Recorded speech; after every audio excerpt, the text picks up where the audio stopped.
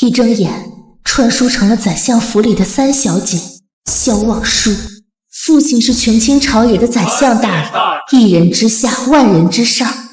母亲是家族势力庞大的房家嫡女，这般身世，原身在魏国京师本该是横着走的人物，只可惜被爱情冲昏头脑。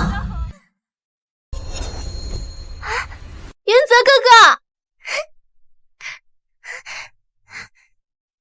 云泽哥哥，我把这个给你，你当真会娶我吗？不随其余姐妹入宫协助父亲，反而把自家谋反的证据送给了给皇帝办事的木二公子。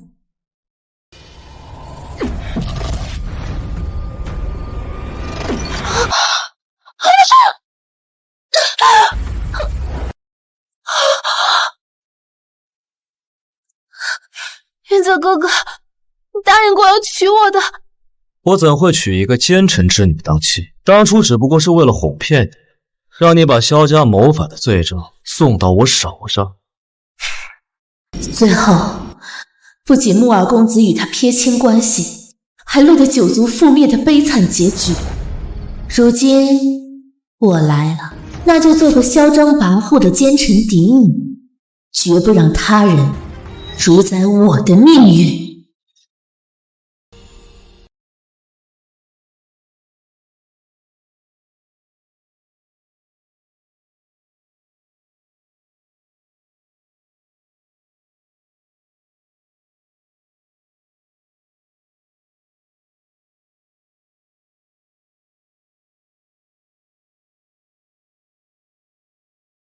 皇帝的奏折得让宰相先看，我这个便宜爹的野心招人若揭呀。孩儿见过父亲母亲。你可知错？望舒还小，做事没有分寸，相爷莫要计较了。孩儿不知，孩儿也曾想过大事化小，可实在是那徐家仗着背后有穆家撑腰，丝毫不把我们萧家放在眼里。孩儿的声誉有损事小，可孩儿乃是萧家的嫡女，萧家众人一荣俱荣，一损俱损。孩儿若是忍气吞声，外人岂能把我萧家放在眼里啊？孩儿不觉得自己有错。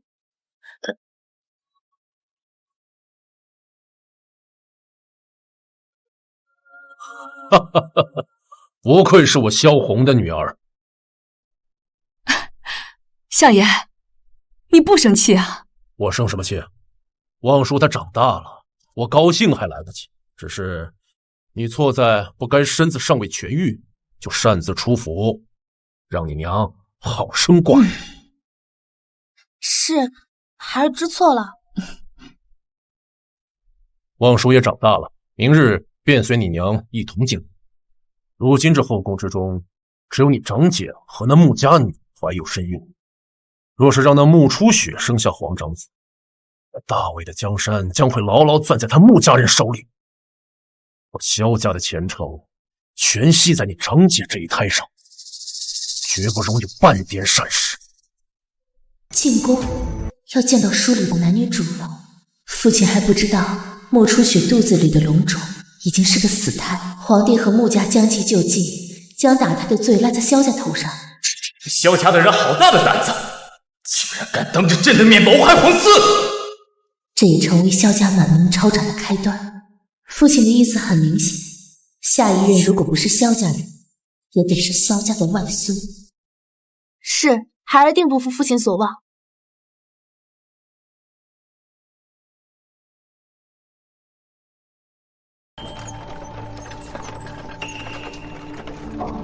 想了一夜，这皇宫毕竟是皇帝的地盘，要如何掌握主动权呢？看来只能见招拆招。身子不舒服吗？可是之前落水落下了病根。没有，孩儿只是第一次进宫，有些紧张。夫人都去过很多次了，小姐不必担心。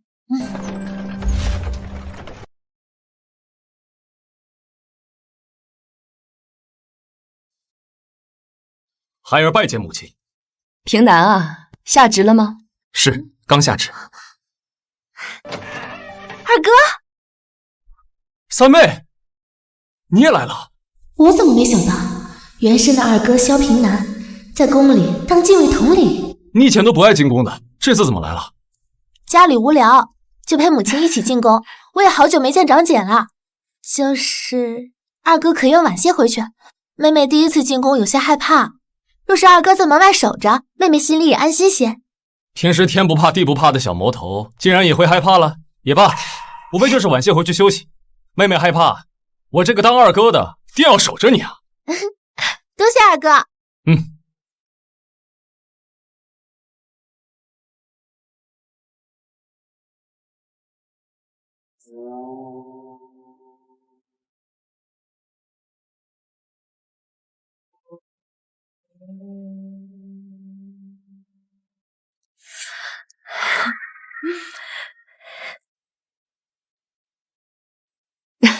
母亲，三妹，长姐，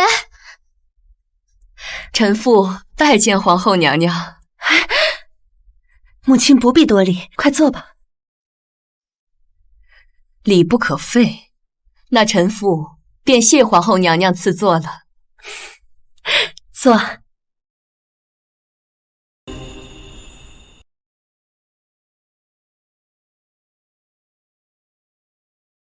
皇后娘娘身怀皇嗣，可得好生照顾身体。母亲说的是，如今这交房殿的侍卫啊，是里3层外3层，吃食呢都是自己小厨房准备的，不经过外人手。这一眨眼，望叔都这么大了，我也是个母亲了。长姐不哭，如今怀了小皇子，可是大喜事呢。倒也不一定是个小皇子，指不定是个公主呢。公主也好，皇子也罢，总归有一个皇嗣傍身。可是这穆家女也怀上了，陛下起初还想隐瞒，可是这宫中哪有不透风的墙，又能瞒到几时呢？嫡皇子还未出世，后宫嫔妃未经皇后娘娘允许，怎可私自抚养皇嗣？即便这皇嗣出生了，也该交由皇后娘娘膝下抚养。可自从那穆家女进宫之后，便独占圣宠，而且还与穆家内外勾结。陛下也是一心向着穆家的，便很少再来到交房殿。皇后娘娘勿要动气，待臣妇回去后便和相爷详说，一定让相爷规劝皇上，要雨露均沾才好。他们还不知小穆初雪怀的孩子是个死胎，兴许一会儿皇帝就要带他来了。母亲，这马上要到午时了，我看长姐今日面露倦色，不知平安脉可请了？三妹倒是提醒我了，慧秋去请太医过来。是。陛下驾到，穆贵妃驾到。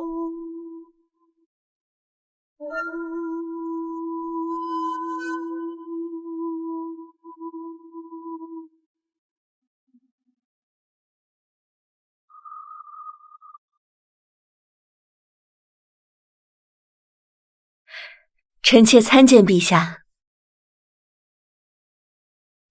臣女参见陛下万岁，贵妃千岁。他们就是书中的男女主啊，这两个可是真爱。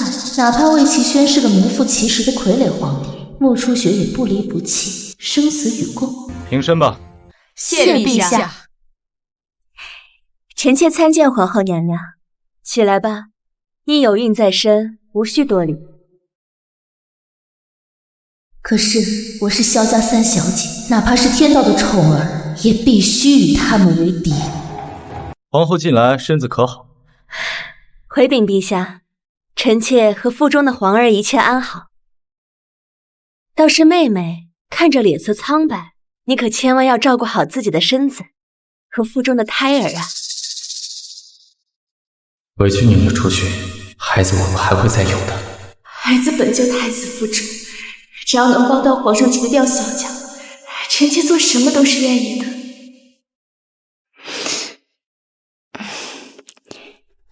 劳烦皇后娘娘挂心了。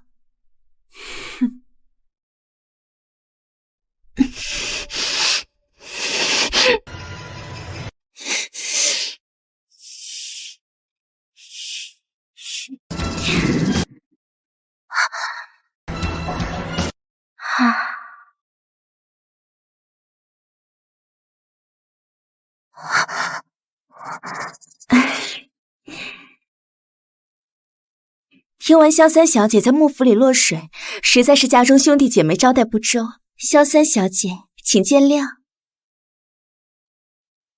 想把锅甩到我头上？贵妃娘娘言重了，一切不过是一场意外罢了。娘娘怀有皇嗣，身子贵重，还是让身边伺候的人好生搀扶吧。你这孩子，明知自己毛手毛脚的，别借身冲撞了贵妃娘娘。孩儿知错。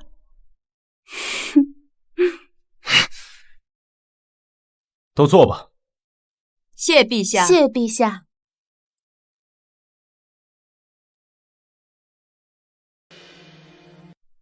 陛下，姐姐有母亲探望，可宫规森严，臣妾的母亲入不得宫。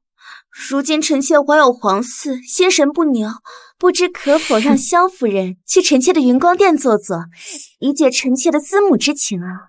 原来穆贵妃这么想当我萧家的女儿啊。也对，父亲母亲待府上的儿女都极好，穆贵妃孝往也正常。陛下，臣妾没有。回娘娘，刘太医来了。太医来得正好，穆贵妃既心神不宁，那便与长姐一同请问平安吧，也好让陛下安心。说是让太医诊出，我来之前喝过华胎药。不要！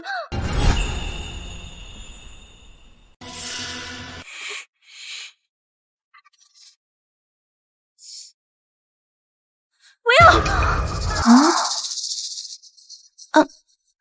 萧瑟小姐费心了，本宫出门前已请过脉了。太医还是细心照顾皇后娘娘吧。穆贵妃，别耍小性子了，就跟本宫一道瞧瞧吧。这太医呢，也都请来了。推三阻四，定有蹊跷。两位娘娘，还是请太医诊诊吧，这身子要紧。刘太医到。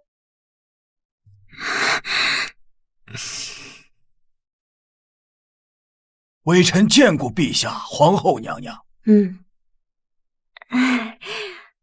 本宫孕后安胎护胎，皆是由许太医一手操办，旁人诊不出什么，不必那么麻烦。诊脉而已，又不是给你开药，难不成诊脉还能伤了皇嗣？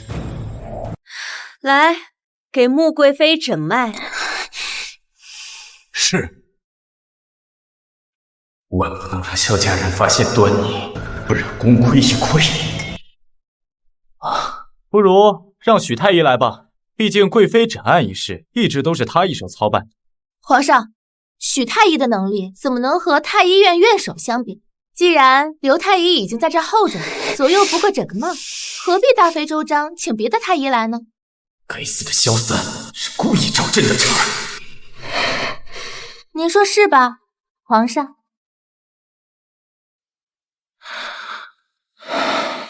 贵妃娘娘，请容许微臣为您诊脉。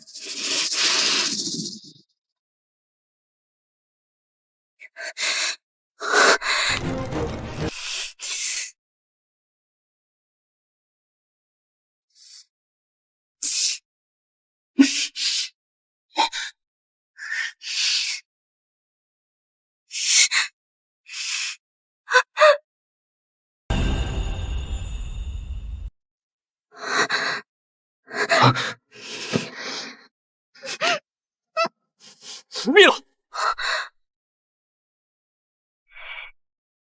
贵妃跟朕来之前已经吃过安胎药了，无需多管。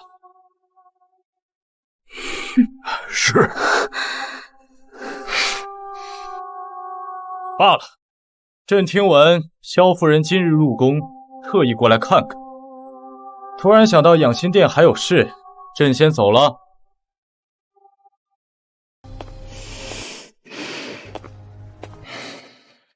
不走还等着让萧家发现吗？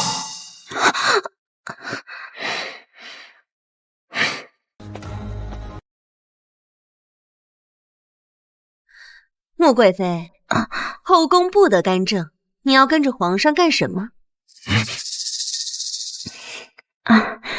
不能就这么走。我的孩子就算是死，也得死得有价值。姐姐提醒的是，陛下进忙，不如咱们一同游御花园。我生不下来，你也别想生。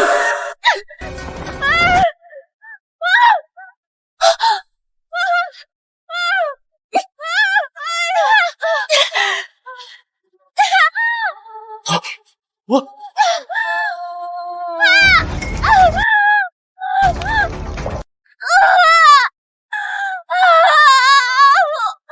的孩子！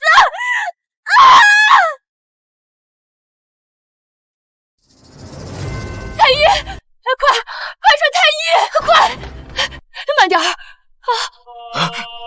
雪儿，陛下，雪儿，皇上，我的孩子！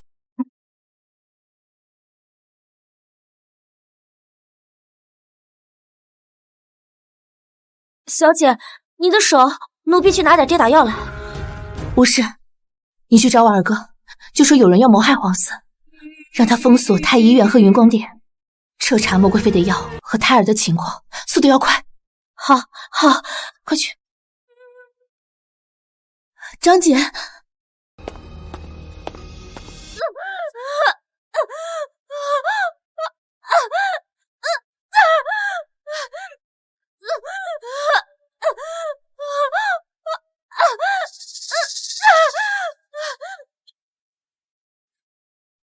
幸亏有三小姐垫了一下，不然恐怕皇嗣难保。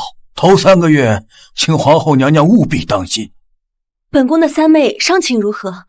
能否痊愈？会不会留下疤痕？皇后娘娘大可放心，三小姐只是皮外伤，并无大碍，只要按时换药，再辅以微臣特制的草蜜胶，定能痊愈无痕。陛下，我的孩子没了，是萧家人办我，蓄意谋害皇嗣。果然要把这锅扣给萧家头上。胡闹！皇嗣事关重大，岂由你空口白牙栽赃？萧家的人好大的胆子，竟然敢当着朕的面谋害皇嗣！皇上而立之年，怎么也老眼昏花了呢？方才分明是贵妃娘娘自己摔倒在地，还连累了我的长姐。若不是我眼疾手快，皇上可是要同时双死啊！难不成他察觉到了什么？萧望舒，能护着皇后，为什么不能护着贵妃？皇上说的这话，可真是寒了皇后娘娘的心。皇后乃陛下的妻，可皇上只挂念穆贵妃，如此有失偏颇，何以治国？臣女与贵妃娘娘非亲非故，而臣女救自己的长姐，于情于理都没有错。再者，臣女只是一介弱女子，又何德何能救得下2位娘娘呢？当然是要救离我最近的长姐了。你们当着朕的面还敢狡辩，谋害皇嗣，证据板上钉钉，若让天下人得知你们的狼子野心，定能吐墨巨水将你们淹死。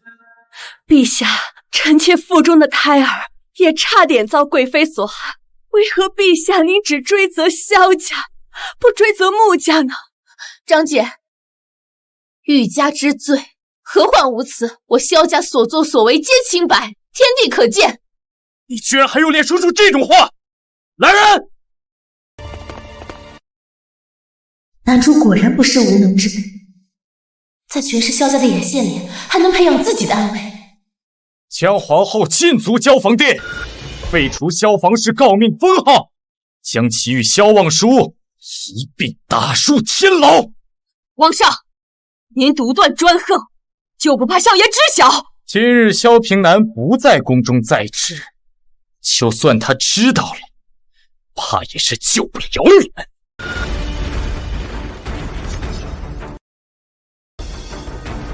陛下，禁卫军包围了整个交房殿。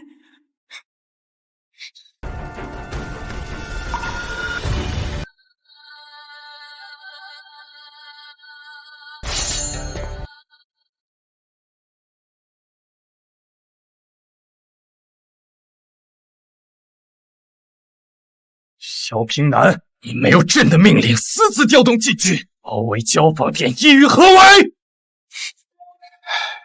陛下息怒，末将断然不敢包围皇后娘娘的交房殿。末将只是派几名士兵守着，并且末将已查获穆贵妃欺君铁证，请陛下过目，处死奸妃。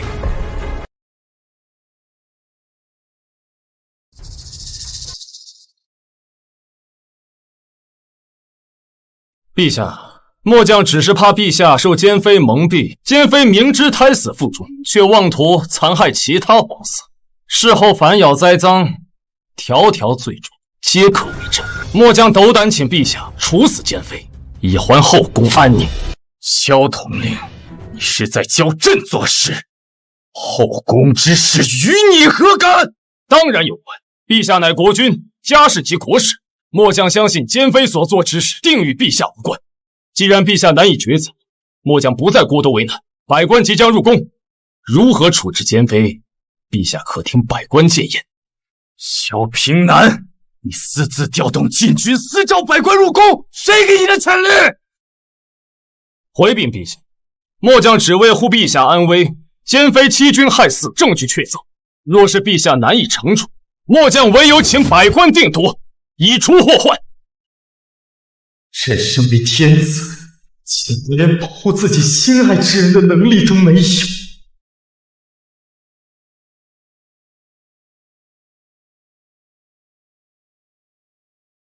我要陛下！我要见陛下！陛下！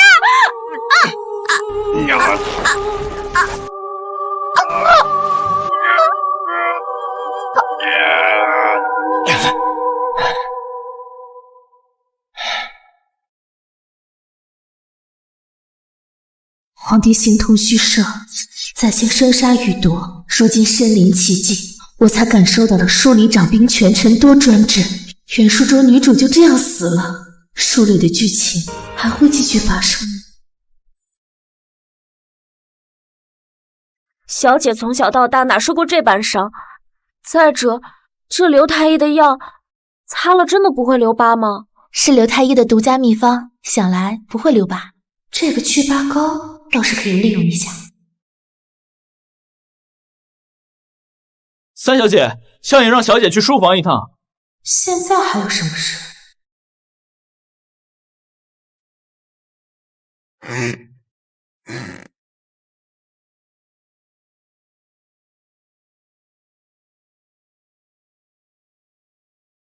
父亲，母亲，今日的事情你干得不错，这都是孩儿应当做的。听你母亲说今日受伤了，只是擦破了点皮，已无大碍。你可还记得你儿时有一个玩伴，你们俩在一起那真是闹腾个天翻地覆啊。玩伴？莫不是拓跋部落的联姻信息已经传来了？父亲，莫不是说的小时候总被我踹哭的云霄哥哥？他近日将随拓跋部落一起进京，到时候你们也好再续儿时的情谊。孩儿定好好招待。王叔啊，前几天徐家派人送来了2间铺子，说是给你赔罪，母亲已派人去打理，你呀，等着收银便是了。多谢母亲替孩儿着想，只是女儿想自己打理，也刚好学些本事。你也确实该学学这些本事了。女儿有一事想求父亲，女儿想求父亲为那铺子重新题字。哦，你可是有什么好的想法？锦衣门。慢走。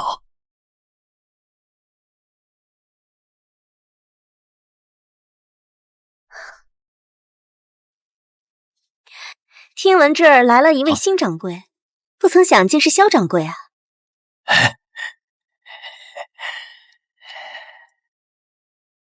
木木小姐，萧掌柜真是好本事，如今都在萧三小姐手下做事了，前途无量啊！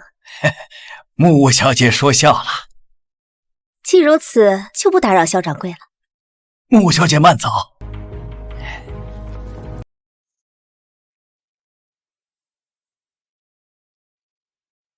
萧三妹妹，幕府庶女穆小小虽是庶出，可身份与嫡女无异，靠着母亲商女的家底，掌控京师衣衫首饰市场，财力雄厚，可支撑幕府。穆小姐，萧家妹妹前几日在我穆家赏莲宴上落水，一直不得空去看望，不知身子可好些了？去了趟皇宫，见了皇后姐姐，感觉好多了。啊，对了，昨日我不在诗会，听人说徐家小姐是受我穆家的妹妹指使，才让萧家妹妹落水的，可曾听说是我穆家的哪个妹妹？她只说了是穆家的姑娘，并未指明是谁。我家中的姐妹众多，我是担心哪个脑子不灵光的冲撞了萧家妹妹。若真是如此，我心中更是万分愧疚。萧家妹妹若是不嫌弃，不如到我的瑞宝阁来挑几件合心意的首饰，就当我为家里不懂事的妹妹给你赔罪了。谢过木五小姐好意了，只是今日啊，那就改日再请妹妹到我们瑞宝阁来。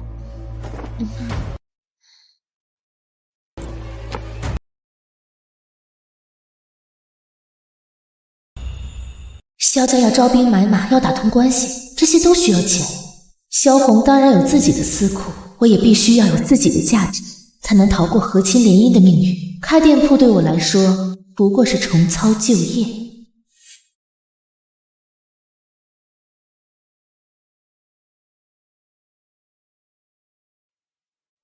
小姐，你看，这鎏金层薄的都能看见铜底，还有那翡翠镯子，怕不是拿琉璃冲的。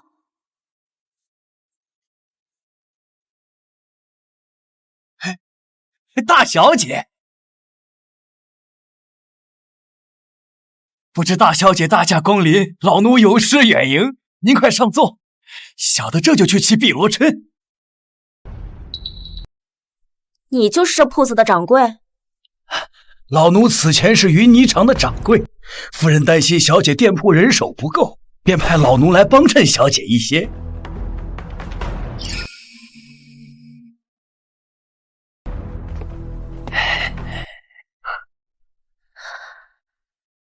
掌柜打算怎么跟我交代？啊，小姐，这铺子里卖的都是些普通首饰，像小姐您是见过一些金贵东西的人，这些俗物哪能入得了小姐您的眼呢？萧掌柜这嘴可真会说，难怪母亲会派你来替我打理这铺子。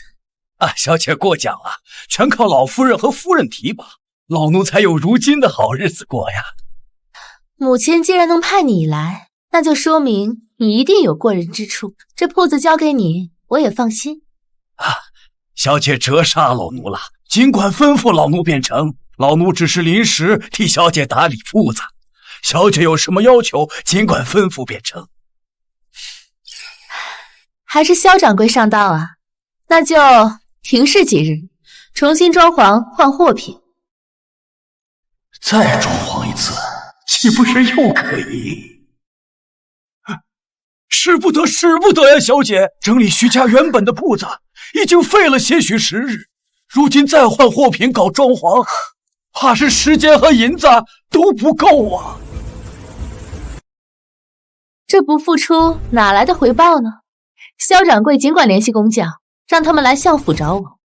记着，这铺子需全用上好的金丝楠。是，老奴明白了。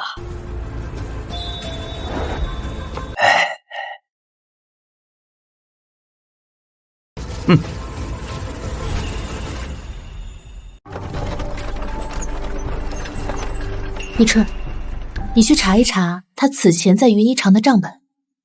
小姐是觉得那掌柜有问题？他接手这铺子时，府里应该给他拨了几百两，但我看铺子里的首饰成色极差，应该是被他动了些手脚。他怎么敢啊？他有何不敢？他此前是外祖母的旧人，母亲看在外祖母的面子上，选择睁一只眼闭一只眼罢了。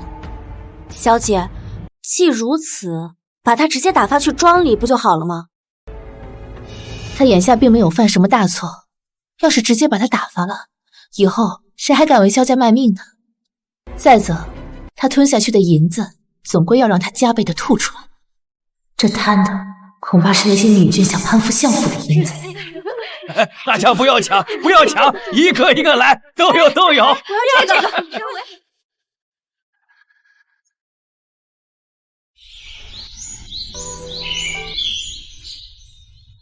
母亲，母亲，快来！唉，今日去看了铺子，怎么样？可有累着？孩儿不累。母亲啊，帮你选了几个侍卫，以后出门护着你。多谢母亲为孩儿着想。杜嬷嬷。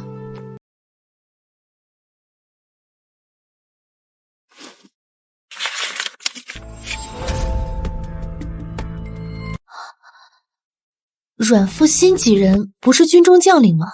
怎么会也在名单上？他们呢，惹了你堂叔，你堂叔想发配岭南，可是你父亲寻思着，总不能寒了将士的心呢，所以留在你身边总比去岭南好，不是吗？阮复兴，书中记载这人擅长经商，在流放路上被穆家所救，后萧家当年陷入穷途末路，此人居功至伟。母亲，宣介来看看吧。杜嬷嬷，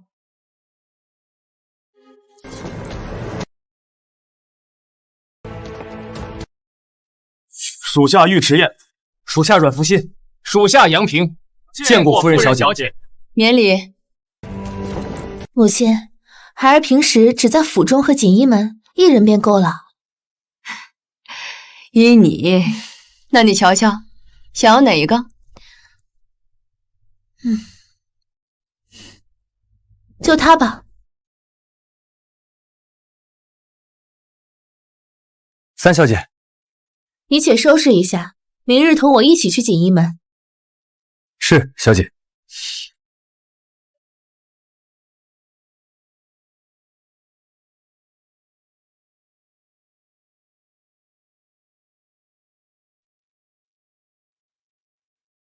锦衣门，小姐，这是你给铺子取的新名字吗？不过这听上去倒不像是卖首饰的，倒像是金铺、假账库哎。这是我亲自去找父亲提的字，想必到时候会有不少人看在这牌匾的份上来照顾锦衣门的生意。小姐这铺子的布局还真是巧，打了2圈柜子，能摆放不少东西呢。客人还能从两边走，走动的地方不仅大，而且不管走到哪里，离柜台都近啊。现代的商铺布局多式多样，再利用这个时代的风水玄学和营造方式，当然会令人眼前一亮。看杂书学的，试了试，倒还挺合用。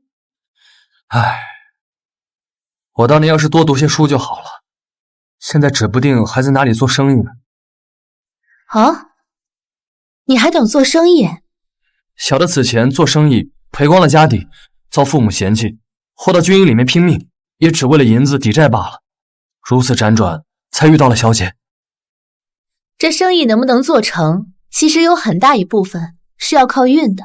即使选对了行业，选对了利润，但也要面对天时人和的冲击。哪怕万事俱备，失败也是再正常不过的事情。失败之后，考验才真正开始。你随我上来吧。是。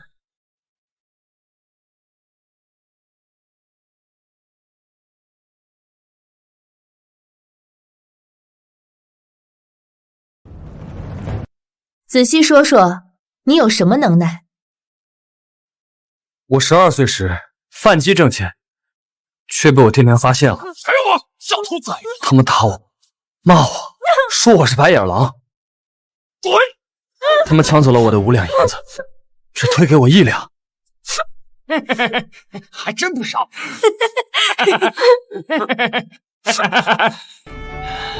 从那之后，他们让我继续贩鸡，挣的钱都得交给他们。继续。我本欲写近200两进县城发展，却因弟弟赌债，被迫分家抵债。盘铺后资金不足，遭同行打压，弟弟诋毁，生意惨淡。求求你了，求求你了！后被官府追责，同乡追债，无奈之下卖铺抵债，还被逐出了族谱。现身负45两债，需2年才能还清。所以你不甘心，想在我这里寻找一丝转机。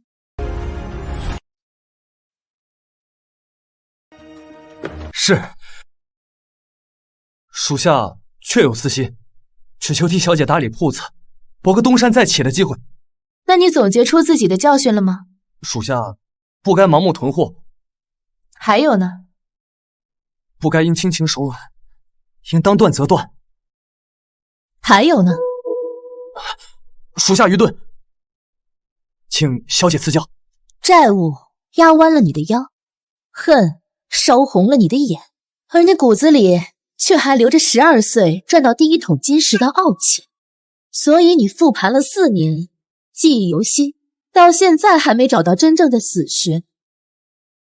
你让我赐教，可你的心里真服吗？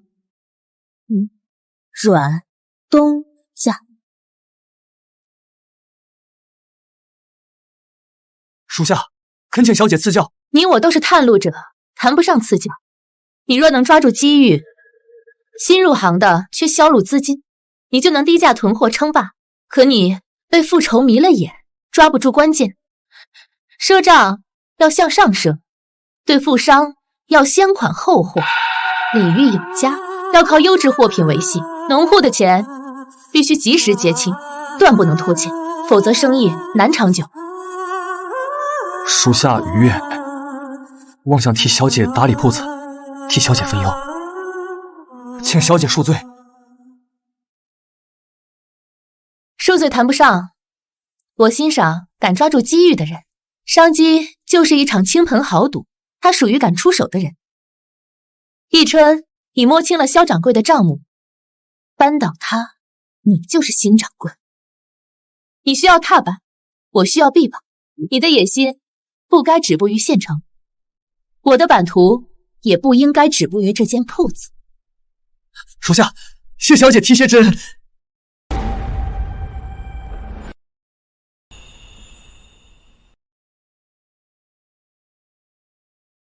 小姐，您看，都按照您的吩咐，全部都是上好的金丝楠木。我记得前几日刚送来的木料，可看这耗损量。小姐，您有所不知，这锦衣门能看到的木材，全部都是金丝楠木，这木料就没剩下多少了。况且底下的匠人手生，多费了些料子。啊，是吗？那把账本拿来我看看。是，小姐。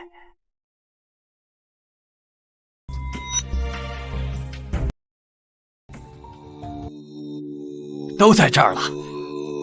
小姐放心，这账本上清楚地记录了每一笔费，小姐可以仔细观看。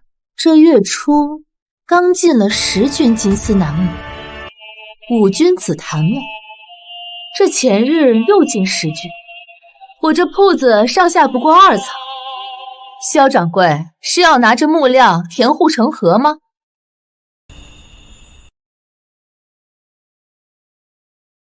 小姐明察，这金丝楠木本就消耗过大，所以多进了一些。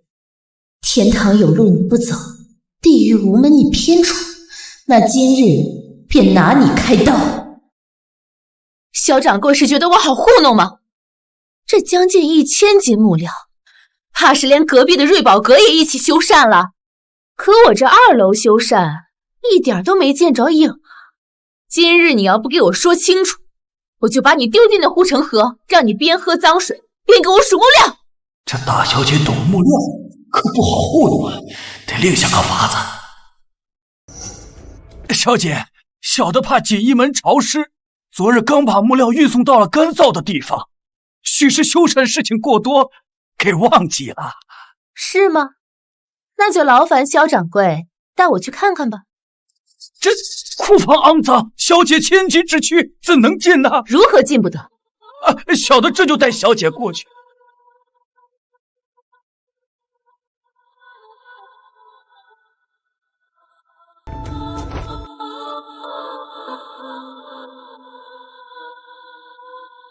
就按我说的做。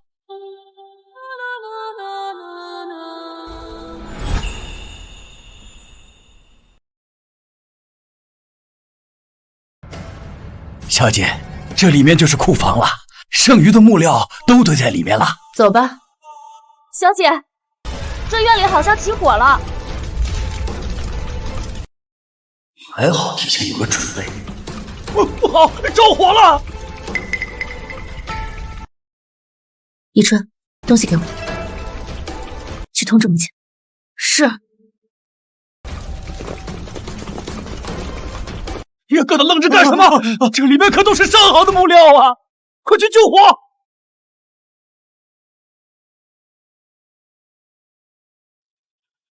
大小姐呀，老奴该死，是老奴没有看管好库房，导致失火，老奴罪该万死，求大小姐责罚。这好端端的库房怎么会突然着火了呢？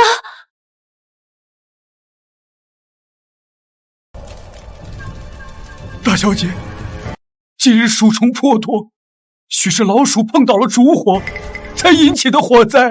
是吗？怎的？刚刚才说来瞧瞧，这会儿就着火了呢？大小姐，都是老奴的错，求大小姐责罚。罢了，烧了便烧了吧。果然是好糊弄的闺阁小姐。谢大小姐大恩大德。跪下！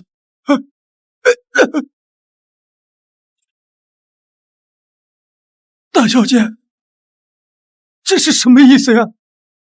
萧掌柜，莫不是理解错了意思？我只说烧了便烧了，可没说算了。大小姐，老奴对天发誓，这就是意外，你相信我呀！小姐，这个人在后院墙根摸出个火折子，你们这会儿，小姐，是萧掌柜说库房里闹鼠患，让我熏一熏。熏虫鼠多用烟雾，怎会有火折子？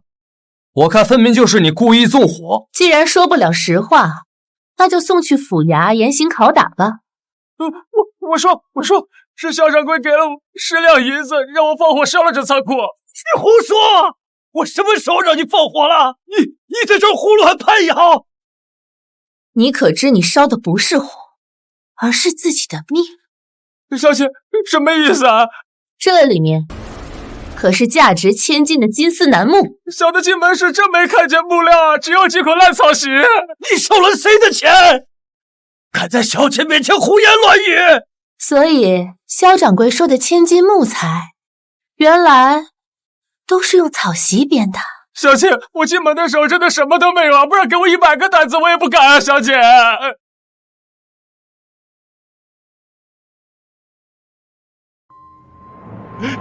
小姐，火灭了，但看起来不像有几百斤木料的灰烬。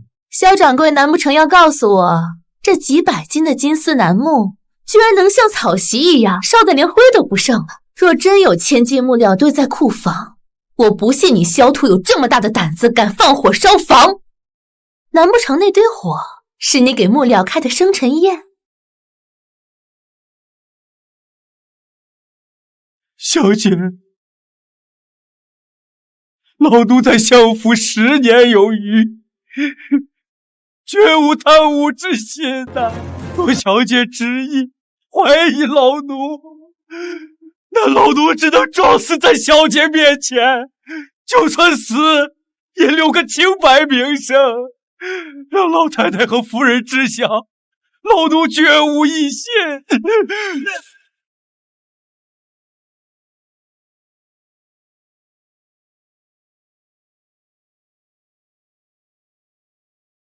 夫人，小姐身边的易春说有事要禀报夫人。他不在望舒身边待着，有何事禀报？让他进来吧。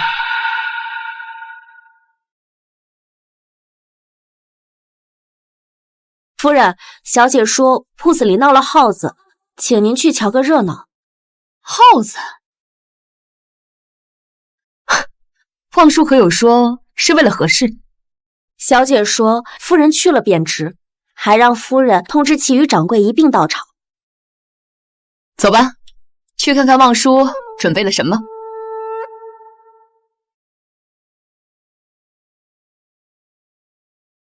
小姐，萧掌柜既然说他没有贪，那想必问题就在工匠身上。不如把工匠带来，和萧掌柜当面对质，也好还萧掌柜一个清白。带上来。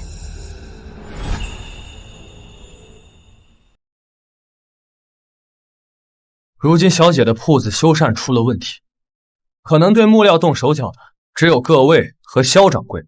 可是萧掌柜说他没有动木料，那就是你们了，那可是上千钱。你们打算一辈子待在牢狱里吗？萧董，你给我们兄弟几人下刀啊！小姐，是萧掌柜威胁我们的，若是我们不听他的，他就告诉小姐，让小姐惩罚我们。我们既然害怕，便答应了他。但我们也只是把木料换了，并未动其他念头啊！小姐，你胡说八道！就是你们自己贪图银两，从中做了手脚。萧董，你忘了，我们可是签过协议的。萧掌柜，大小姐吩咐的是金丝楠木嵌板柜子、紫檀木柜台，你却换成了普通檀木，这让我们很难做呀。大小姐久居深闺，能分得清金丝楠或普通木料？你们只要把表面功夫做足一些，漆的锃亮些，保准能以假乱真。可是让大小姐知道，我们就死定了。放心，她不会发现的。难道各位就不想大赚一笔吗？我可是相府夫人钦点过来的掌柜，在相府待了10几年。若是我去和小姐说各位偷工减料的话，那么恐怕各位连这点银钱都不会有哦。大哥，他在相府根基深厚，大小姐肯定信他的话。咱们要是得罪了相府，以后连饭都吃不上啊！是啊，大哥，不如我们趁机赌一把。好，不过口说无凭，萧掌柜，你得给我们立个字据，白纸黑字写清楚。日后若是有什么事情，我们各自分担。也好，有了协议，亮堂也不敢乱说。好，合作一个。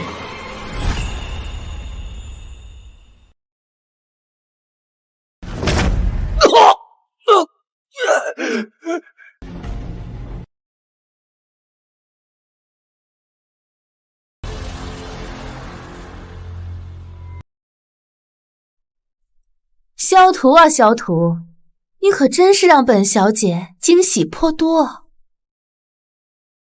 小姐，我们此时罪责难逃，还请小姐看在我们主动的份上，饶我们一命啊！小姐，带下去送官。你们几个，跟我走。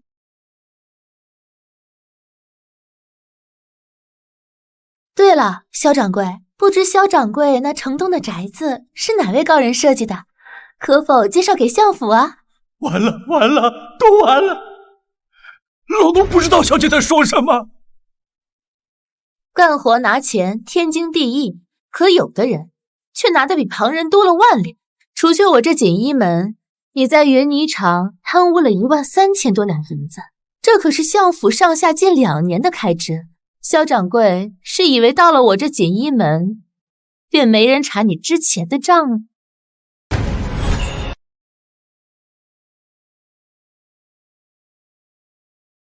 母亲，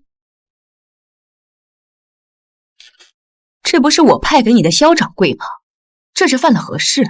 母亲您看看，诸位掌柜也过过目，铁证如山，我看谁还要拿功劳苦劳说事？这贱人怎么把夫人和全部掌柜都叫来了？好你个萧土，居然敢打我相府的主意，是我的不耐烦了是吧？母亲消消气，别气坏了身子。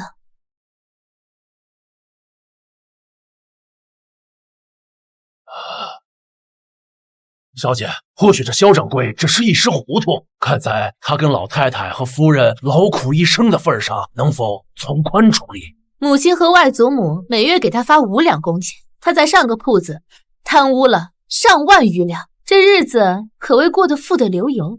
王掌柜管这叫劳苦一生，难道王掌柜的日子过得比萧掌柜还要劳苦？老奴不敢，老奴只是跟萧掌柜共事多年，一时心急，想为其求情，所以才失言妄语，请姑娘谅解。既然王掌柜和萧掌柜情谊深厚，那不如王掌柜教教我，此事该如何从宽处理？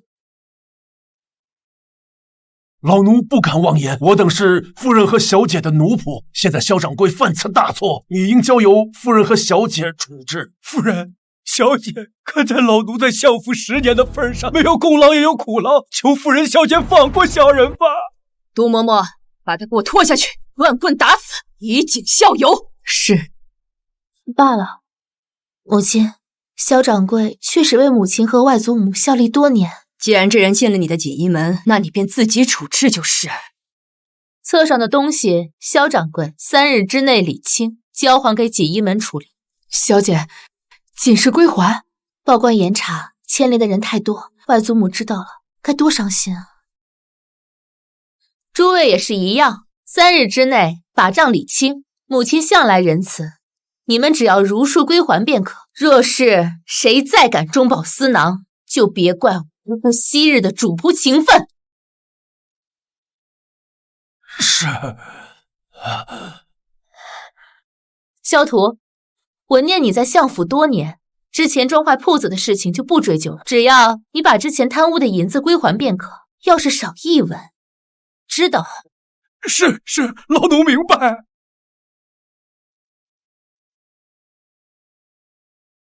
王叔，你真是太善良了，这要是换做我，早就把他舌头割了喂狗送官了。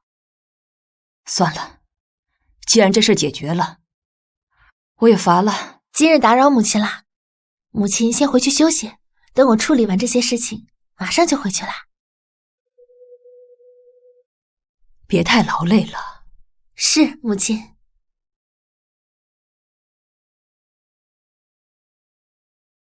重找一批工匠，让他们按图纸重新修缮。对了，去查一查之前走萧掌柜门路的官卷，备上厚礼，把事情原委说清楚。既然要断他的后路，那么就让他们清楚，从今往后该找谁做生意。是，小姐。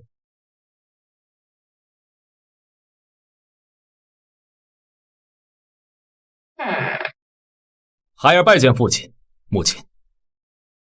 孩儿听闻昨日母亲带着一众掌柜帮三妹惩治了贪污的萧掌柜。这件事情昨日已经解决，只是望叔留了萧图一命。不如你说，你妹妹为何留了他一命？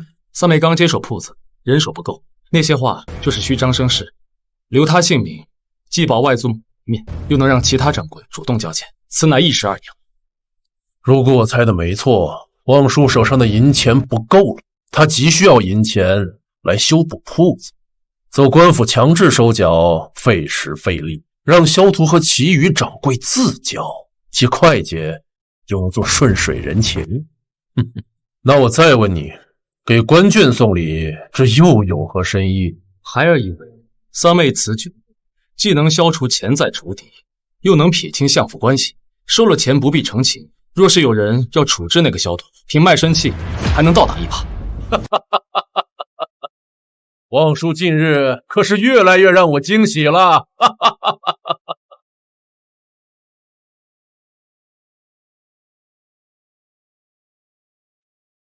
小姐，萧头交上来的，抛开装修开支、医疗饰品的成本和绣工的工钱之后，还有2000两。我已经买下了留香楼对面的铺子，其他掌柜也一并交清了。你过来。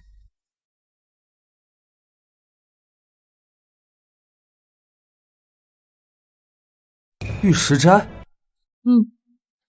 玉石斋翻新以后，一半设酒楼，一半设跑马观赏席。再者，你去秘密把这附近的商铺全都低价买过来，让工匠按照图纸整改，10日后我便要看到。小姐，那锦衣门……放心，我会将你要做的一切事情全都罗列清楚，你只需要按部就班去做就好。剩下的是对是错都是我的决策，与你无关。是，小姐。还有一事，萧掌柜被人追杀，恐怕也活不了多久。王掌柜也卷着家里的金银细软跑了。是死是活，那就是他的命了。王掌柜都一把年纪了，卷着金银细软逃跑，鬼知道进了哪个匪头窝里。奴籍之人没有地位，被匪寇劫杀，只要主子不追究，官府也不会管。像王掌柜这种最容易遭劫。小姐是想等王掌柜被打劫之后，再派人去官府追查，到时候整个劫匪窝的金库都是小姐。总要找条路子给自己整点钱，不是？小姐好算计。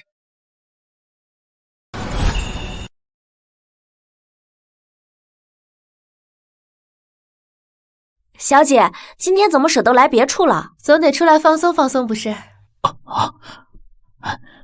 小姐面生，想必是头一次来咱们留香楼，今日包厢满了，二位随我到靠窗西湖的位置。萧三妹妹，萧三妹妹，木五小姐，木三公子，我们在2楼预留了包间，不知妹妹可愿意一起用膳？穆书浩、穆府庶三公子想要借助萧家势力打垮穆家嫡出，再自立门户，独自掌权。哎，走吧。上次妹妹没去我的瑞宝阁挑首饰，我心里过意不去。今天妹妹就应了吧。那就多谢木五小姐和木三公子了。三位随我来。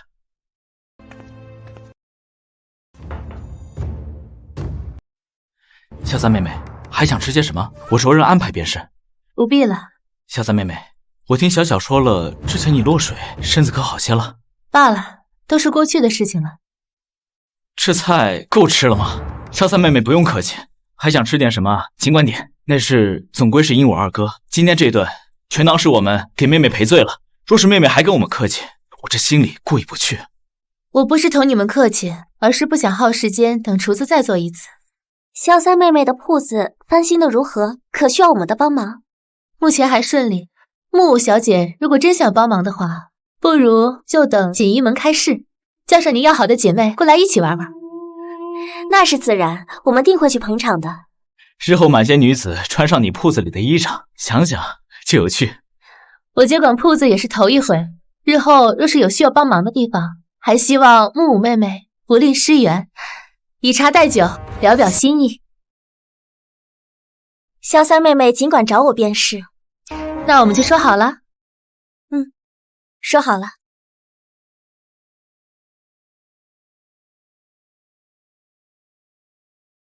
刘太医不必紧张，喝口茶吧。我此番让母亲找你前来，是为了想和你谈笔生意。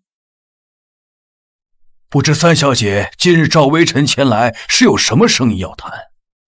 上次我受伤时，刘太医为我调制的那罐草蜜胶，不知可愿将药方卖与我？不可不可，万万不可！这草蜜胶乃是微臣祖传秘方，100年祖传，岂可变卖？这岂不是让祖宗寒了心？微臣100年之后，何以下去见列祖列宗？既然这药方对刘太医如此重要，那我便不要了。不知刘太医可愿每月为我调制上20罐呢？20罐，不多，不多，可以调制。可以的，那我下个月便将这药送至小姐手里。长期合作，数额不小，我们还是立个契吧。小姐，这药材都是自家庄子采的，调制草蜜胶有几味药草比较难得，但是一罐算下来也就200文钱的样子，我愿意送与小姐。刘太医，我要的是每月，还是5分，立个契，大家都好办事。那微臣这月就送20罐与小姐，若是卖得好，再立契约也不迟；若是卖得不好，也就罢了，不能让小姐买去吃亏。那好，那下月初1，我派人到刘太医府上取药。哇，你看这个我喜欢，你看这质地，这是上等的呀！我要这个了。小姐，今日货品大多售罄，草蜜胶能淡化疤痕，尤其抢手，20两都供不应求。照这势头，日后必赚得盆满钵满。客人大多是看在父亲的面子上才来的，能否长久留住，才见真本事。可真清雅呀！萧三小姐，木舞小姐，萧三妹妹，你这铺子改得真妙，工匠是在哪儿找的呀？我也想改改。这铺子是按照我绘制的图本重建的，可是这工匠都立了书契，未经我的允许就重建的话，可是要吃官司的。木舞小姐向来良善，想必不会为难他们吧？那经过妹妹的允许，不就没事了吗？那确实，看来木舞妹妹不想为难他们，只想为难我。木舞小姐，不是我不让你照搬，而是这店铺的结构不同，布局不当，会坏风水，破财气，到时候倒成了我的不是了。我就是和妹妹开个玩笑，妹妹还当真了，我怎么会为难妹妹呢？不过你这玩笑开的也太真了些，让我差点以为你变了一个人呢。哪里的话，看这样子，京师的闺阁小姐里，终于要出一个和我一样一心泡在钱眼里的了。难道不好吗？以后大家有钱一起赚，有骂一起挨。木舞小姐慢慢看，妹妹先去忙了。小姐，小二都是新招的，没人知道工匠的下落。掌柜是萧三小姐的亲信，奴婢没敢打听。这锦衣门的萧掌柜去哪儿了？他交出了地契换命，可后来不知怎的，许多人追杀他，现在已经不知所踪了。让哥哥找到他，想必他知道更多铺子的布局。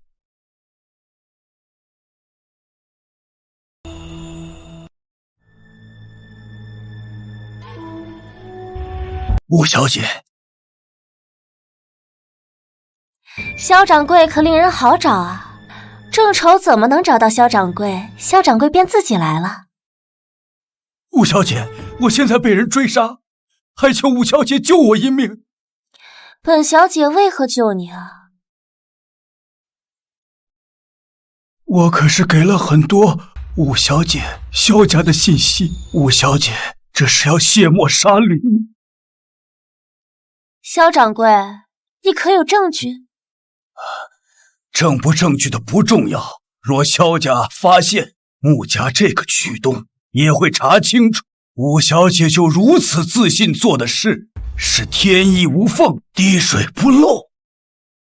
救你也可以，把锦衣门的图纸给我画一份，届时就有人送你出去。我怎能信过小姐？你没有和我谈条件的资格，想必萧掌柜也是走投无路才找到的我吧？萧家能不能查到我不清楚，但我清楚的是，萧掌柜若是现在出去，那就一定没命。萧掌柜，请。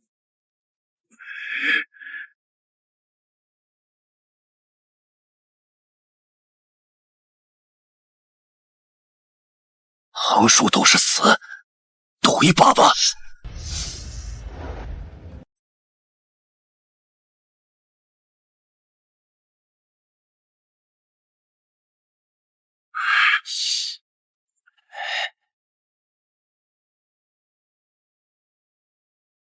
吴小姐，布局图画好了。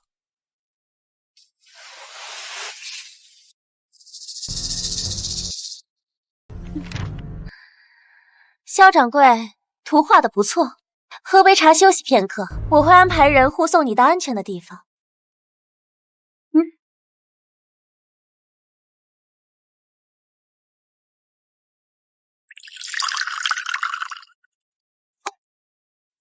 请。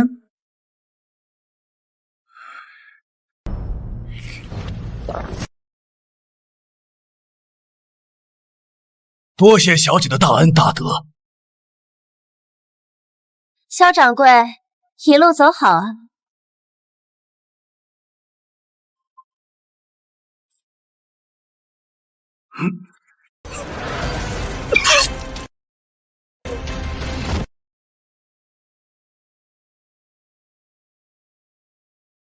小姐，穆家派人找到萧掌柜了。哼，看来这穆五小姐是铁了心的要和我作对。小姐，这穆五小姐太不讲理了，明明已经拒绝过了，私下竟然还敢。萧图知道的布局只是皮毛，不足为惧。既然他偏要抄，那便送他一份大礼吧。小姐想怎么做？他们既然能找到萧图，那必然也会用我们那一批工匠。小姐是想从工匠身上下手？那批工匠是和我们签了契书的，和旁人就无需再签。没有这书契的约束，这活计好坏、美丑与否，那不都是由着他们自由发挥吗？那这样工匠的名声也会变差，他们恐怕不会同意啊。坏名声的是挖人剽窃者，与工匠无关。如若我用宰相府推荐他们去工部，这笔买卖孰轻孰重，他们拎得清。把剩下的所有铺子全部按照这个图纸整改。想抄我的铺子，我就让他们付出代价。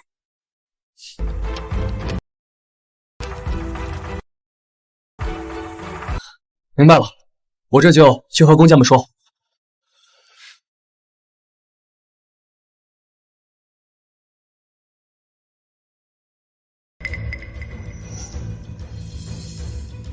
按照这张图重新修缮，完工之后各赏100两。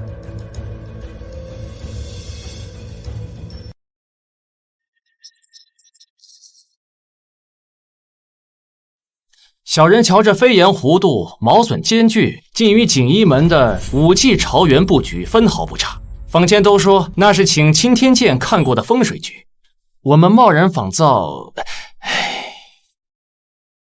这商铺之间相似的地方多了去了，何人管过？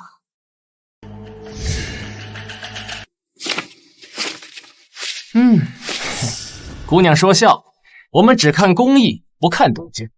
5日之后，必还小姐一个一模一样的瑞宝阁。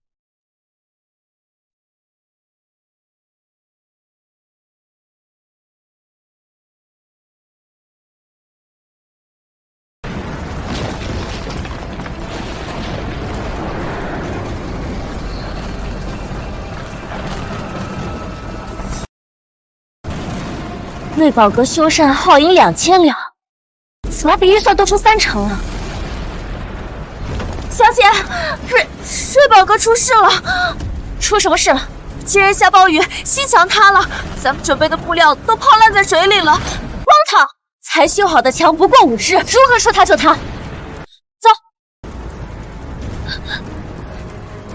走。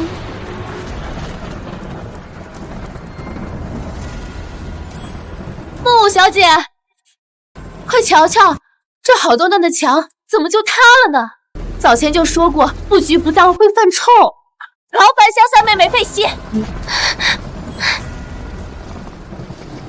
活该，叫他抄袭。工匠那边都处理好了，小姐放心。你去放出消息，就说瑞宝阁剽窃遭到反噬，我就看这瑞宝阁还能撑多久。是，小姐。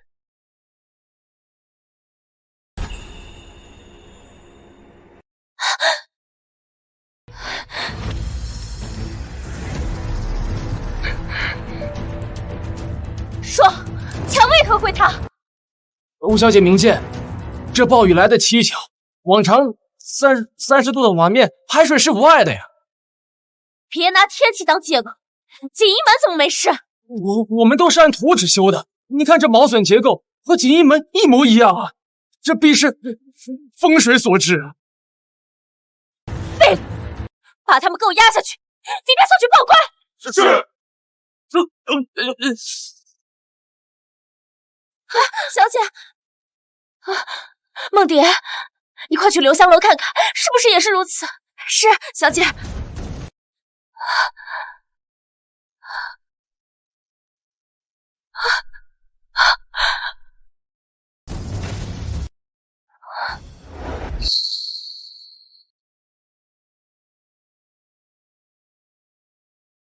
小姐，留香楼也塌了。不仅如此，那市集上如今全都是这个布局图，而且萧三小姐还开了玉石斋，与咱们的留香楼价格不相上下。萧老叔，小姐，工匠在公堂供认工艺不精，可是官府说他们是签了萧三小姐的公契，不便过问啊。好你个萧望师，原来从头到尾都是在给我下套，就是为了看我笑话。不仅如此，现在外面都在传瑞宝阁和留香楼塌了墙，都是因为剽窃遭反噬了。萧望叔，我不会放过你的。你如今还有对抗萧望叔的资本吗？哥哥，都是萧望叔他给我下的圈套啊！你们先下去吧。是。如今京师街道上，放眼望去，生意一片惨淡，唯有锦衣门、玉石斋门前宾客如云，金银钱财流水似的往里流。定是萧望叔从中作梗，害我费了银钱，又撞坏了店铺，他自己倒赚得盆满钵满，他分明就是在与我作对。瑞宝阁、留香楼已经废了，如今宫中没有穆家的人，家中适龄的女子就只有你一人。父亲让你进宫。要我进宫？那我的店铺怎么办？哥哥，我求求你，我不想进宫，我不想替穆家死。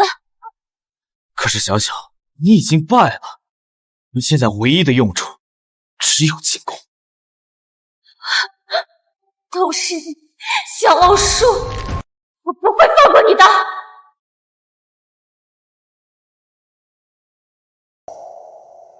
小姐，那瑞宝阁偷窃锦衣门和玉石斋布局的事，就这样不管了吗？我让宫队给他们装潢，只是为了拖延时间，让玉石斋开张而已。如今玉石斋和锦衣门名号已经打响，他们无论怎么复刻，都是自取其辱。现在他们失了时机，又失了钱，该生闷气的是他们才对。确实如此。生意红火起来之后，模仿我们的只会一个接一个，但是你只需要记住，他们不过都是被我们踩在脚底下的影子而已。属下明白了。还有一事，现在店铺过多，再用我的名义也不方便，属下选了几个名字，请小姐过目。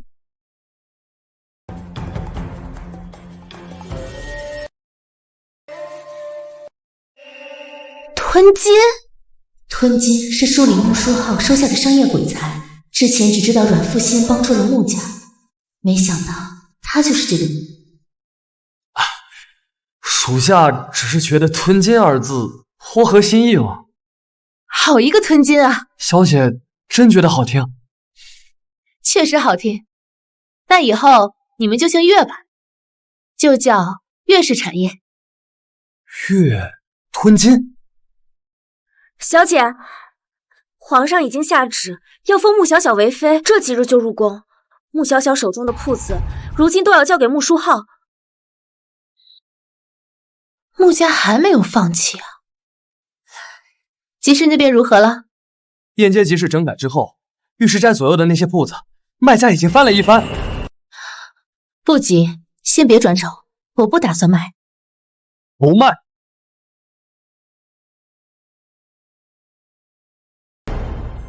可那么多铺子，我们用不用得上不说，全部修整也是一笔不小的费用。若不修整，怕是周围空荡荡的，会影响玉石斋的生意。小姐莫非是想租赁出去？我耗费那么多的心思去整改烟街集市，为那条集市创造了那么有利的条件，现在价格就翻了一番，我就转手，岂不白费心思？能租赁出去确实最好，但是许多商户不喜欢租赁的店铺，会有太多的不确定，东家随便出点什么事，他们就会卷铺盖走人，风险太大。要行商，就要做个不折不扣的利益驱使者。你只管发出消息去租就行了，首户租赁享10年8折租金，第2、第3户享5年优惠，先签书契者优先选铺，租金以80两1年为基准，按铺子视野好坏，上下浮动不超过1成。手下明白了。还有一事，王掌柜如您所说，进了劫匪窝，属下已经派人倒了他们，钱财现在全数都是小姐的。继续大规模扩张。是。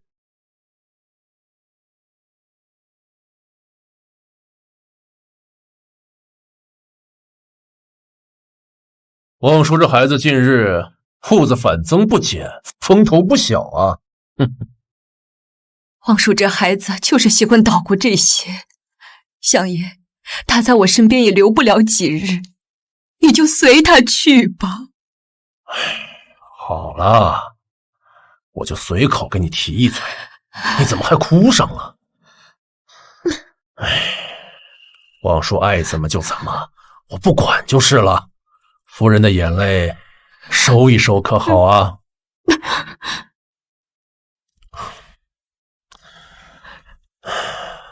好了好了，我又何尝不希望望叔一直留在我们身边呢？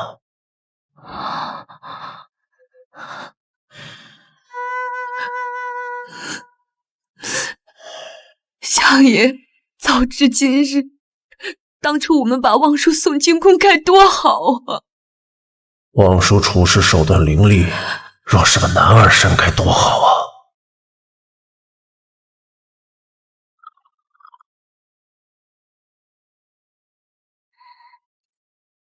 这大晚上的，二哥找我有什么事？这会儿才有事，天刚黑，怎么到你嘴里就成了大晚上了？银钱的事情忙得连轴转，连睡觉的时间都要靠抢出来。不过肯定没有二哥在宫中忙，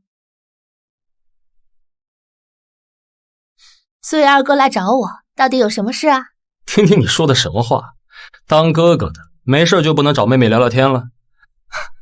不过还真有事找你，拓跋使臣即将入京，这回一同来的还有拓跋首领最宠爱的小公主拓跋欣。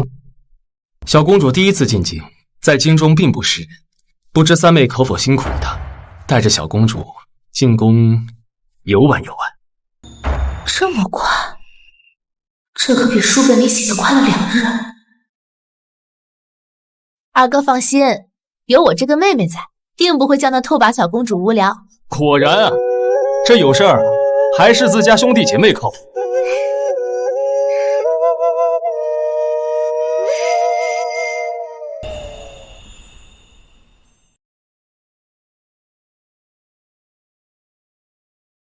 萧家小姐吗？拓跋新公主，我是萧府3小姐，萧平南统领的妹妹萧望舒。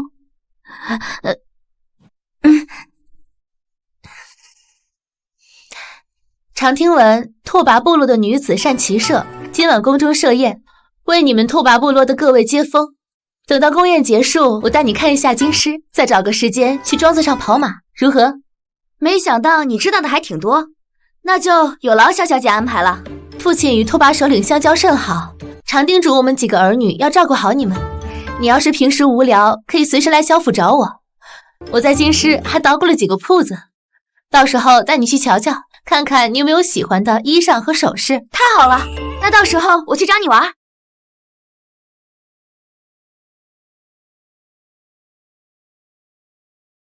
皇上驾到，拓跋使臣驾到。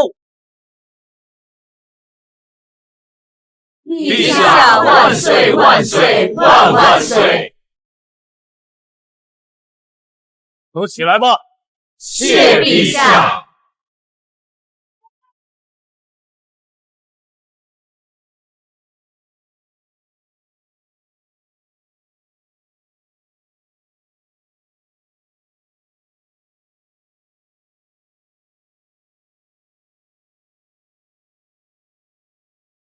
穆大人还是一如既往的风神俊朗，也不知是哪家女子能嫁给他，可不是吗？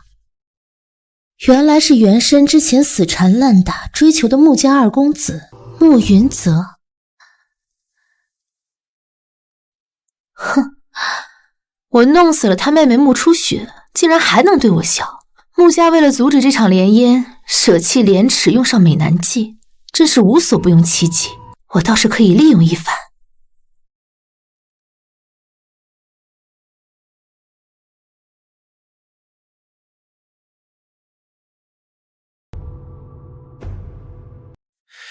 没心没肺的丫头，哼！哥，你去哪儿？去见见我的未婚妻。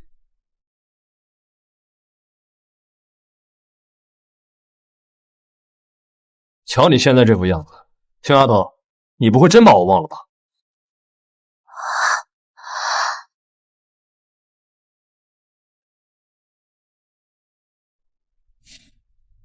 三王子，小时候我踹你屁股那一档子事，不用记仇到现在吧？要不我就让你踹一脚，咱们算是扯平了。踹吧。我一个大男人去踹你一个姑娘家的屁股，这让别人怎么说我？赶紧转过来。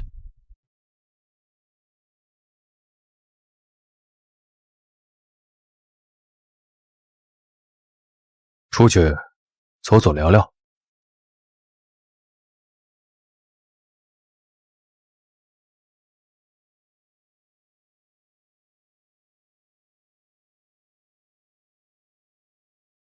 和万南这么亲近，萧三小姐是完全不顾穆二公子了。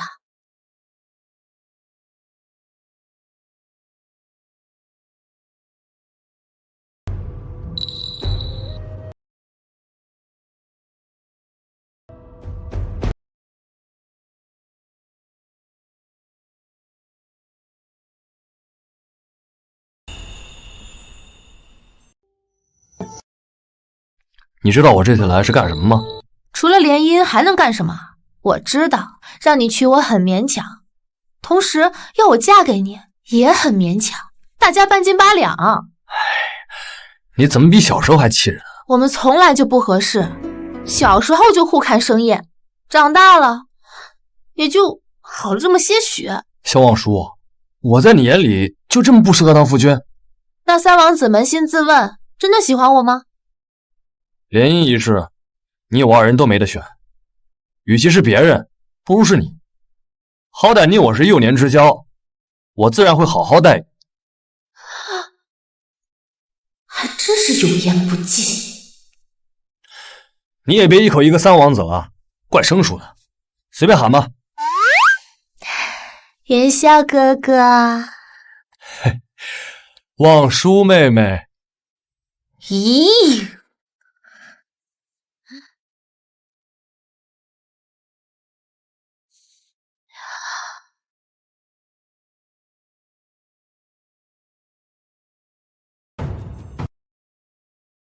他是穆家的二公子穆云泽。哦，原来是他呀。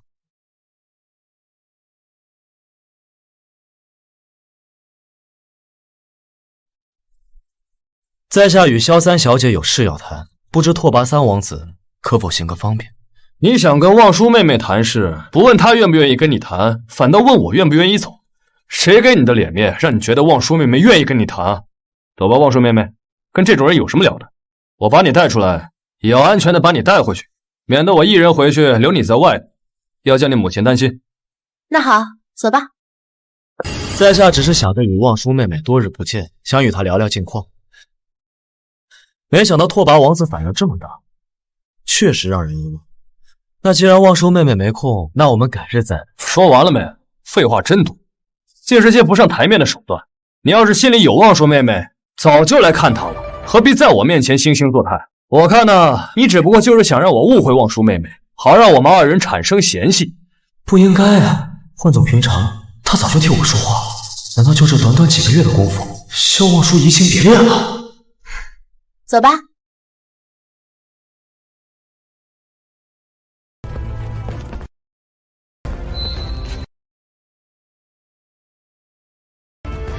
绝不能让萧家和拓跋联姻你。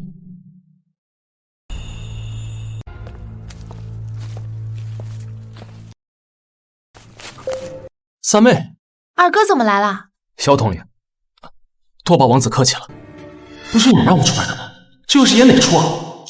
二哥来找我，想必是有事要商量。云霄哥哥就先回去吧。今日这场接风宴是为你们兄妹俩准备的，你出来太久也不太合适。也好。三妹叫二哥来是看戏的。我是那么无聊的人吗？长姐近日为什么没有赴宴？长姐身子不适。怎么了？有事发生？袁术中就是穆初雪在宫宴上揭发了萧彩疑似会韩飞羽，如今穆初雪已死，不知道今天还会不会发生这件事。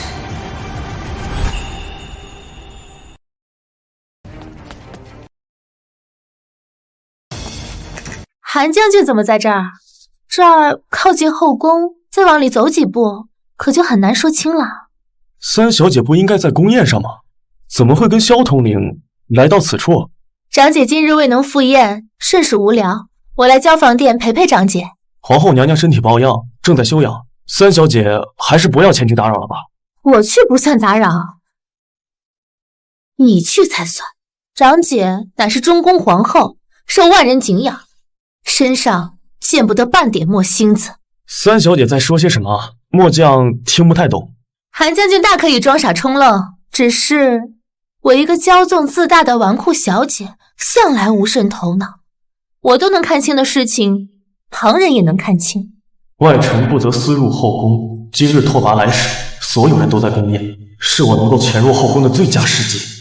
二哥，送韩将军回去吧。韩将军勿要意气用事，连累我们家长姐。三小姐留步，末将有一事相求，还望三小姐成全。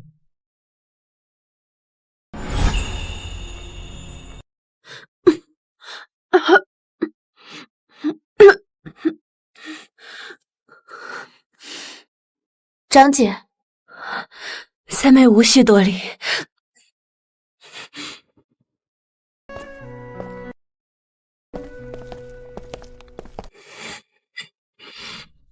听人说长姐害喜严重，我这儿有2罐枇杷蜜膏和1罐枇杷糖，对止吐有奇效，长姐可以试试。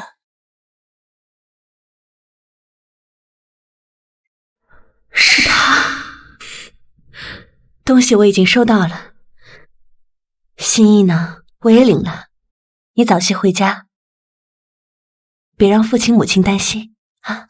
长姐，有男人闯进了教房殿，抓刺客！陛下驾到！快！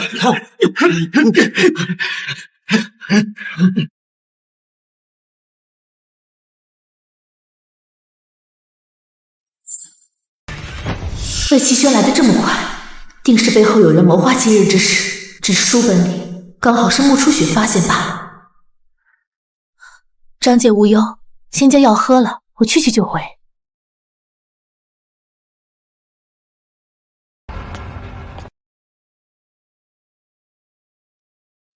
末将拜见陛下。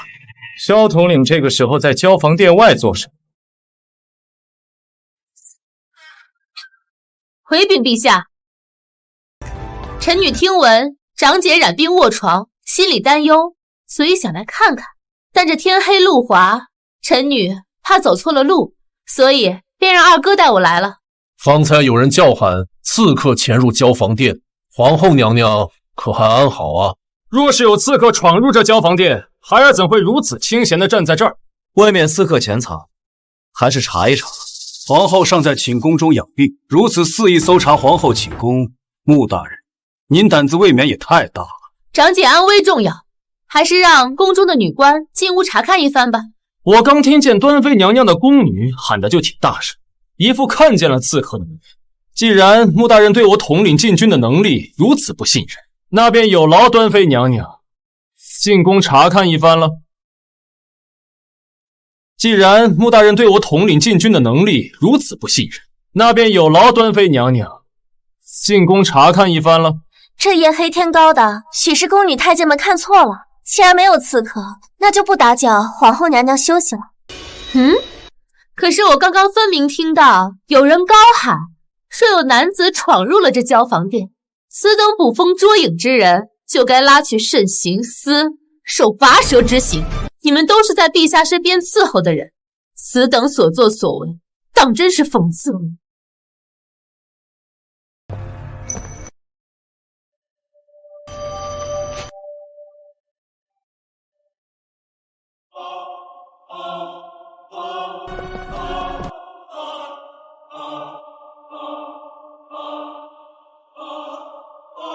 端妃想搜，就搜便是了。本宫就在这候着。平南，带禁卫军为首交房殿，别让刺客跑了。是。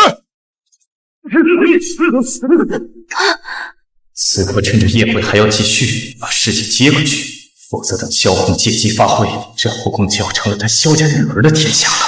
想来也是宫女看错了，没什么事儿，都回麟德殿吧，使臣也都累了。也好，此等小事不足以影响拓跋的接风宴。不过刚才那些捕风捉影、大喊大叫的宫人们，污蔑皇后，扰乱宴会，罪不容赦。我去慎刑司拔舌剔骨。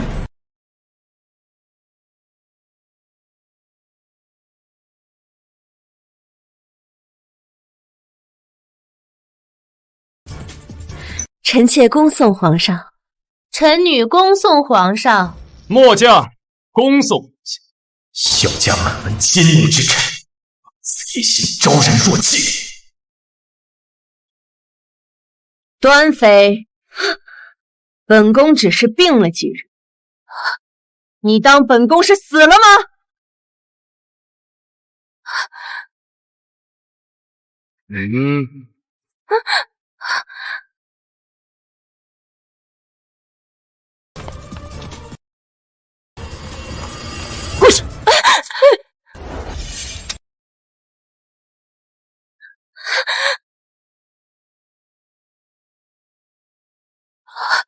你们穆家好大的胆子，竟敢把算盘打到本宫的头上来了！我是陛下的嫔妃，我也是一宫主位，你们无权处置我，我要见陛下。我是皇后，你信不信？就算今天从这个宫里抬出去的是你的尸体，他魏齐轩和你穆家连个屁都不敢放。拖去慎刑司。你们萧家满门奸佞，竟妄想越俎代庖，你们不得好死！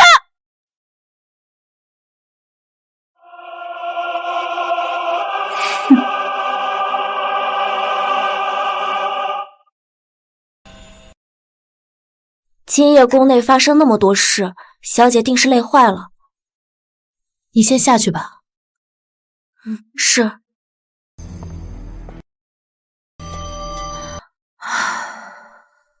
穆家一定不会对我和拓跋的联姻坐视不管，倒也可以借他们的事一用。只是这拓跋云霄在联姻之事上跟我死磕到底，犟得跟头牛一样。那就别怪我，虽然手段是卑劣些，但能解除婚约就好。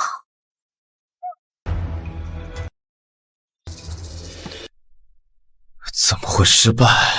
韩废瑜应该出现在交房殿才对。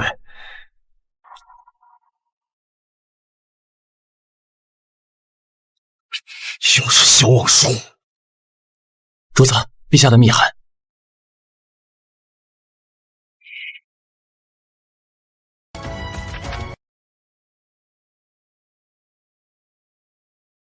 杀！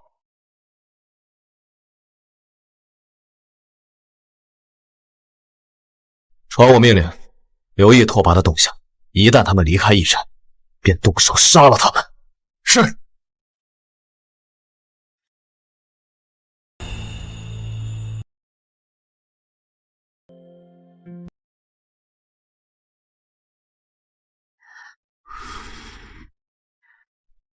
小姐，来了。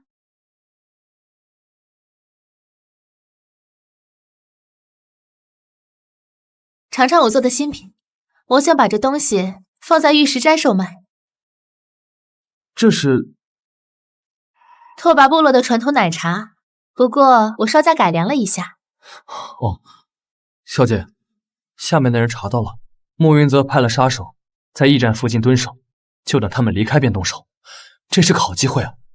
但此事万一让相爷知晓，没有万一，父亲不会知道此事。你我都有不能去北部的理由。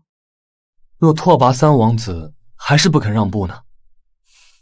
不会，拓跋部落有个习俗，只要欠下救命之恩，只要恩人有所求，他们就必须舍身相报，不得推辞。好香啊！什么味道？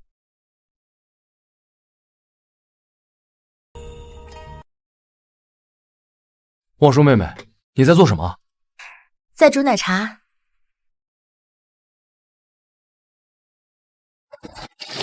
尝尝。好香啊！这做的比部落的还好喝。真的吗？那我要给公主尝尝。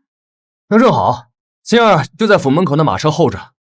今日来便是邀你同去郊外走走，顺便教你骑马，免得以后在拓跋出行不便。京师最近不太平，你想去哪儿骑马？我保护好你就是了，你跟我走。我们这么多人溜出去，若是被父亲发现，若是相爷知道了，我便挡在你前面，把你摘出去便是了。那好吧，我和拓跋王子出去骑马，你下去吧，不用跟着了。是。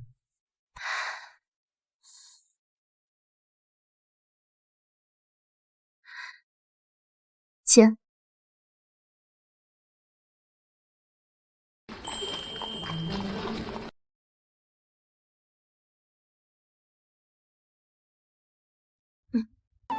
我只是随口提了一句想喝部落的奶茶，没想到你真的做出来了。王叔，你可真厉害！按照你的法子去做的，顺便多加了点小料。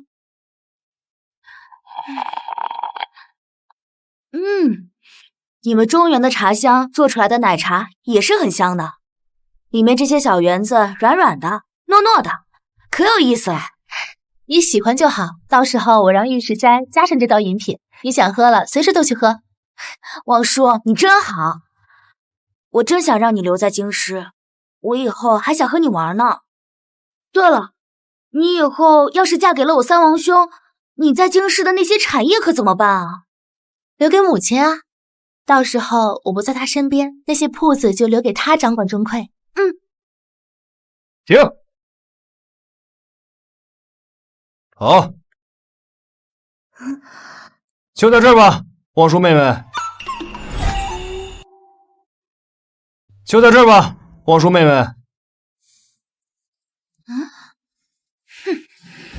谁是你望舒妹妹？我是你亲妹妹。别打扰我和别人聊天。望舒，我们就在这儿骑马吧。我对骑马的事情不太懂，这些事情你们决定吧。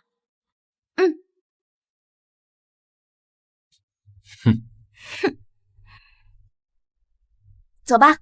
啊。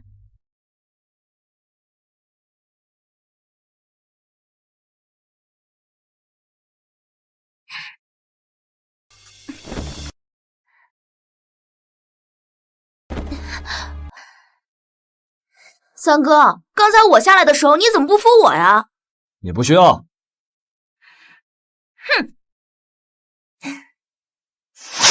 有刺客！有刺客！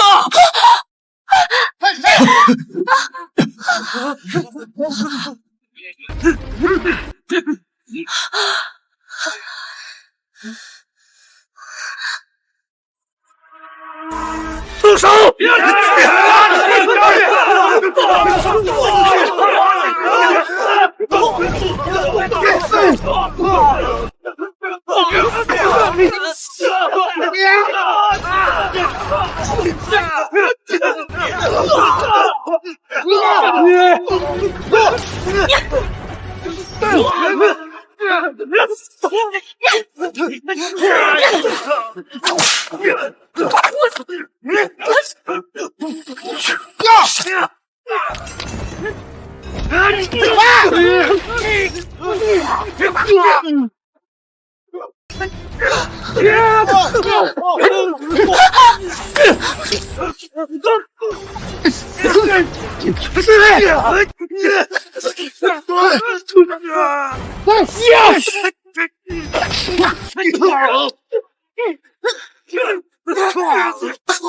小心！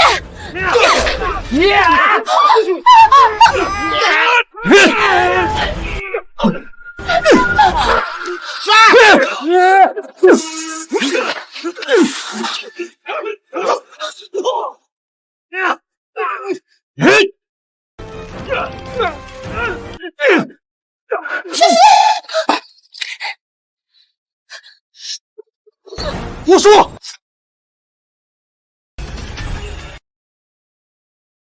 我说，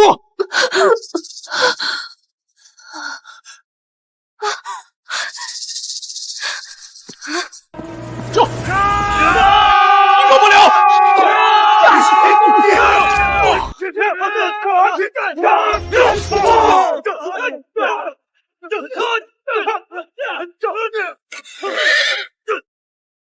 三妹，我说你怎么样？我说，三妹，带他回去。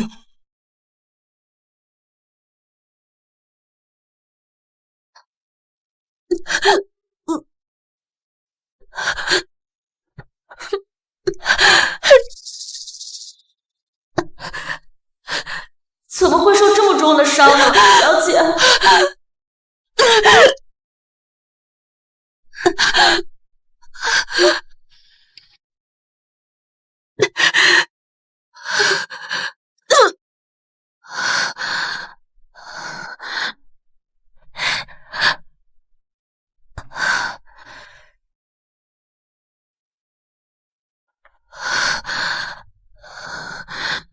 现在已经安全了，大家下去歇会儿吧。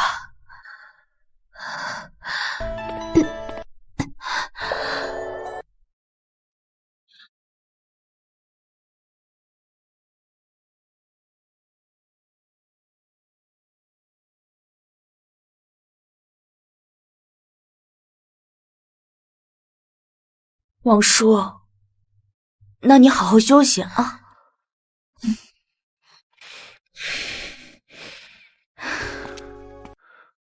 抱歉，今天是我太任性了，害你伤成这样。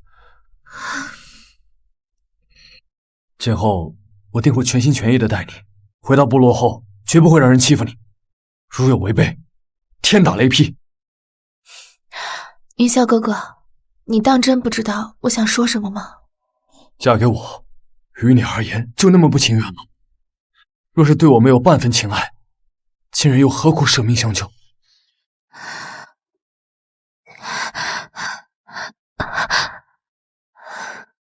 我只拿云霄哥哥当兄长，我也希望云霄哥哥只拿我当小妹。你我换血结义，我的根扎在中原，若是强行将我从故土挖走，移在北地，看我日渐凋零，你真的开心吗？你我有过命的交情，没有那一纸姻缘又何妨？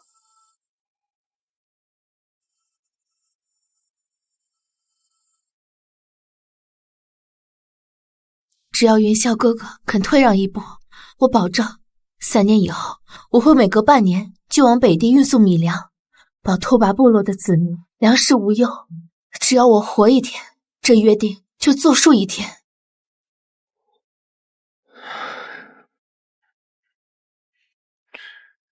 我知道了，先好好养伤，我会和萧宰相说的。既然你了解那么多拓跋习俗，当然也知道换血仪式需要放满真万血。你现在受了伤，想怎么放？云霄哥哥放心，在仪式开始之前，我一定养好自己的身体。相爷，三小姐伤势虽重，但太医也说了，未曾伤及要害，休息一些时日便好。相爷还是不要太过担心，此番杀手倾巢而出，现已全部伏诛。另外，还有一些潜入在京城中的刺客，也全部被拿下了。严查严办，绝不能让上次的意外发生第二次。是。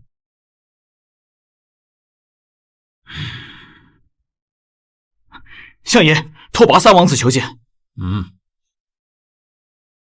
萧伯父，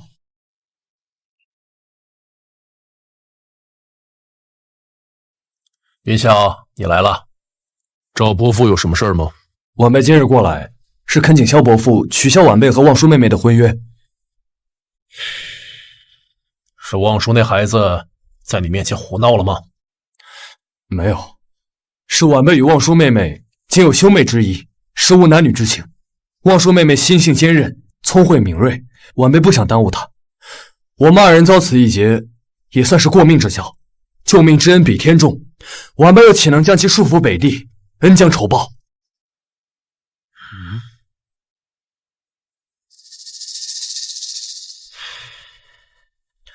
晚辈请父皇应允，让望舒妹妹和晚辈换血结义，也请萧伯父应允，让望舒妹妹认下我这个兄长。你既然与望舒情同兄妹，不愿联姻，伯父也不为难你。不过，不管联不联姻，在伯父这里都会把你们当成亲生儿女一样对待。这件事，就按你们说的意思办吧。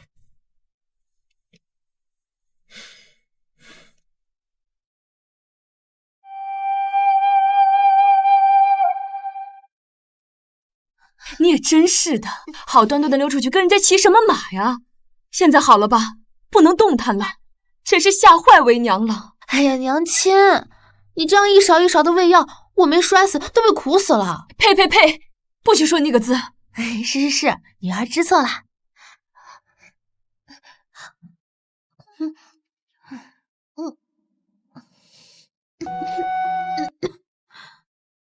小姐吃2个，可以压嘴里的苦味。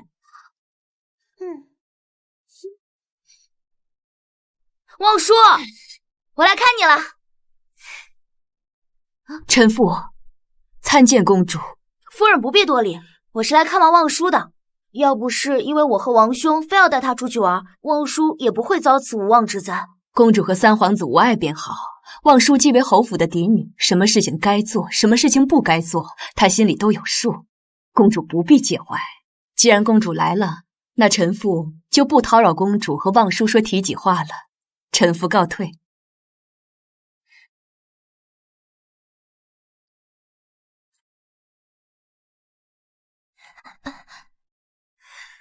看着好像好的差不多了，等再过些时日，等着肩膀上的伤口好了，胳膊就能动了。整日往下灌些汤药补品，再不好就奇怪了。对了，欣姐姐，我爹他也不强求联姻，你要不愿意也可回家。你是怎么想的？我准备留下来了。平南哥对我还不错吧？他平日经常在宫里，也不怎么回府，我便不用伺候夫君。以后部落岁岁来贡，我便还可以看见王兄。京师里这么多好吃的好玩的，我还没吃够没玩够呢。你如今是使臣，这京师自然任由你随便玩耍。等你成了高门妇，可就没那么轻易能出门了。萧伯父和平南哥说了，我往日在家是怎么样，在萧府便还怎么样。罢了，想必他来之前，拓跋云霄一定劝过了，连他兄长都说不动，我又能如何？你开心就好啦。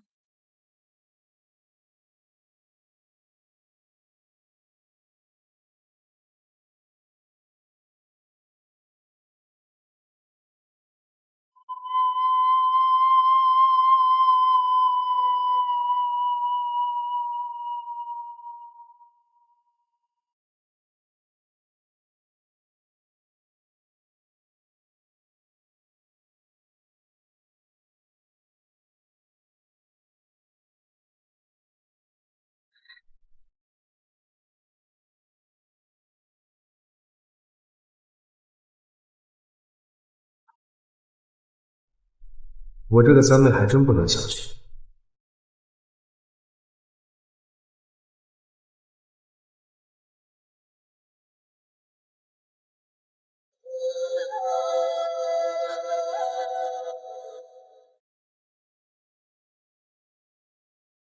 今日在族亲的见证下，二人结为异姓兄妹。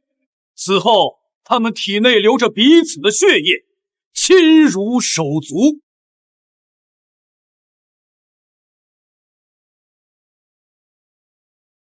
小姐吩咐的，暗中盘制的庄子来收购粮食，借以办妥。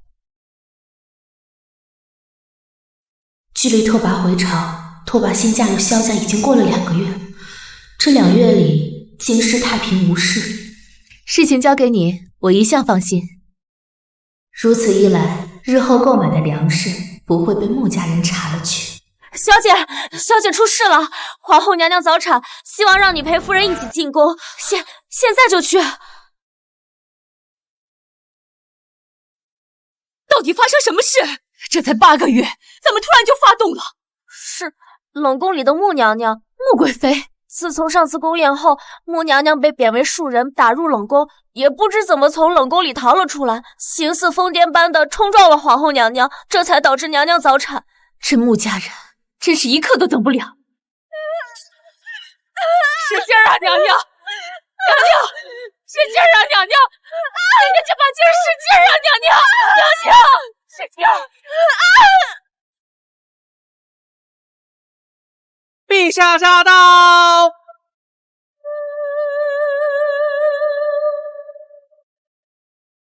陛下驾到！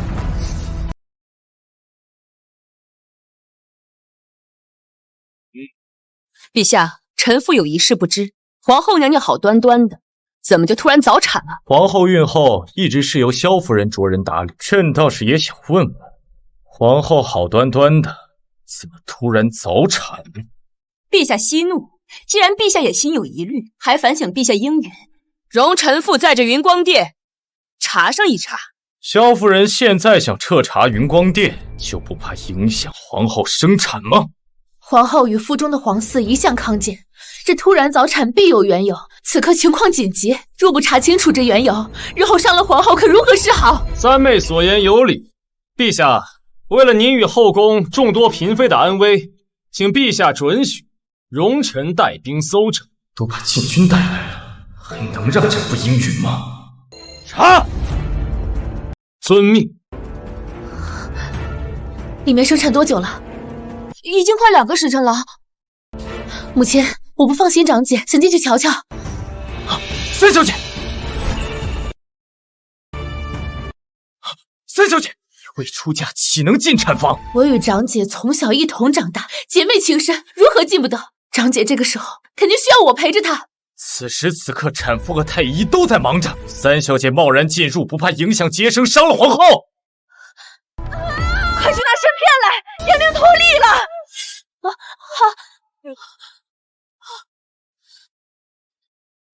你，哼！娘娘，使劲啊，娘娘！娘娘，来，娘娘，你们继续啊！娘娘，娘娘使劲！娘娘，娘娘使劲啊！娘娘，这些都是给娘娘补气力的。三小姐，你放心，都是外面太医亲自熬过的。娘娘，娘娘，使劲啊，娘娘！张姐，坚持一下。三小姐，别耽误了皇后娘娘生产啊！你快出去吧，皇后娘娘在这儿，要是出了问题，老奴们吃不了兜着走啊！你只管办好你的事。是。张姐，我们就差这一步了，待到皇子平安诞下，你就可以自由了，不必再困在这宫中。母亲盼望你母子平安，将军也是。娘娘再加把劲儿，小皇子的头已经露出来了。娘娘，张姐，娘娘使劲啊！娘娘，再加把劲儿！娘娘。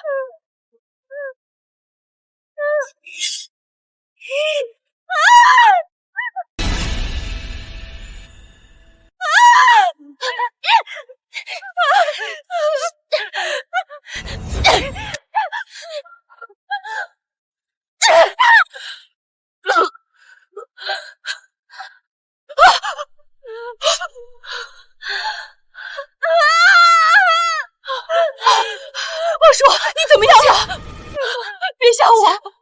母亲，我没事，快去请太医！你说太医！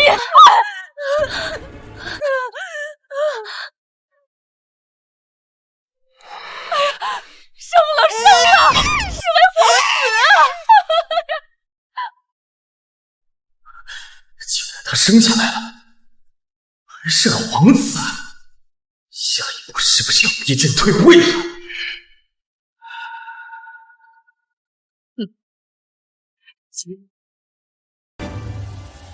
恭喜皇上，皇后为陛下诞下皇长子，母子平安，大魏的江山后继有人。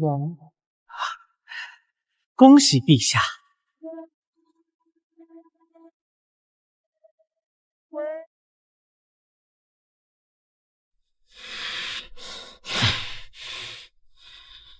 哼！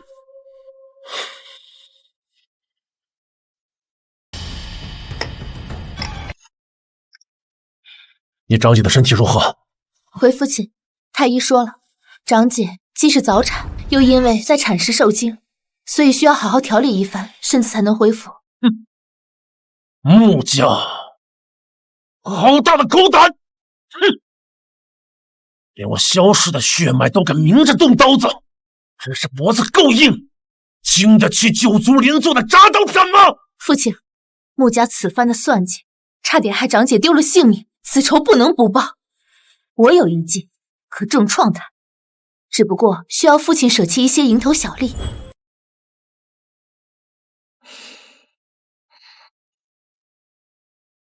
我记得穆三公子也有自己的饭馆，怎么今日有空来我这玉石斋了？萧妹妹这玉石斋文动京师，今日方才有空过来尝试，还想向萧妹妹讨教一番。只是随便经营玩玩罢了。萧妹妹大可不用对我这般态度。穆家这么多人，不是每一个都站在宰相一党的对立面。哦，最近我的人了解到，萧妹妹似乎想要办党子。还真是什么都瞒不过穆三公子。其实你已经很隐秘了，但我母亲冯氏一族掌管京师的粮产，萧妹妹如此大动干戈，很难不让人注意。直接开门见山吧，你想要什么？我想要入室，要跪基。慕云泽那几个兄弟看不起我娘冯氏商户的身份，只要我入室拿到贵籍，就无需再待在穆家。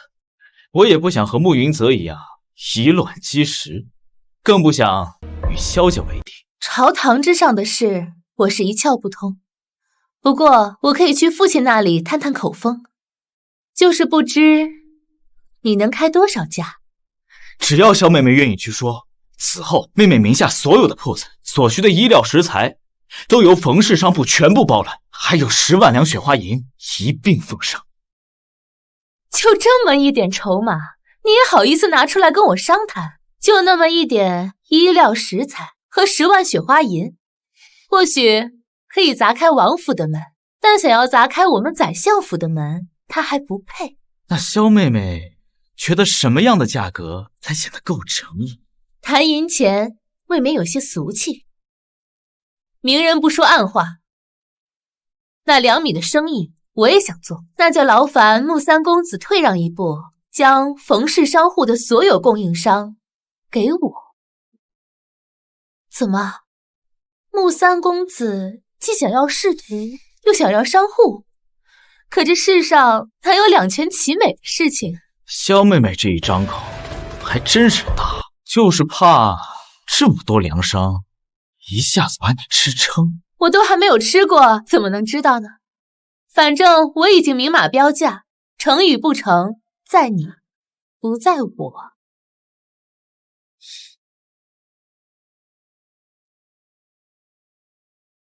那宰相那边就有劳妹妹回去周转，宰相何时愿意见我，这价码便何时兑现。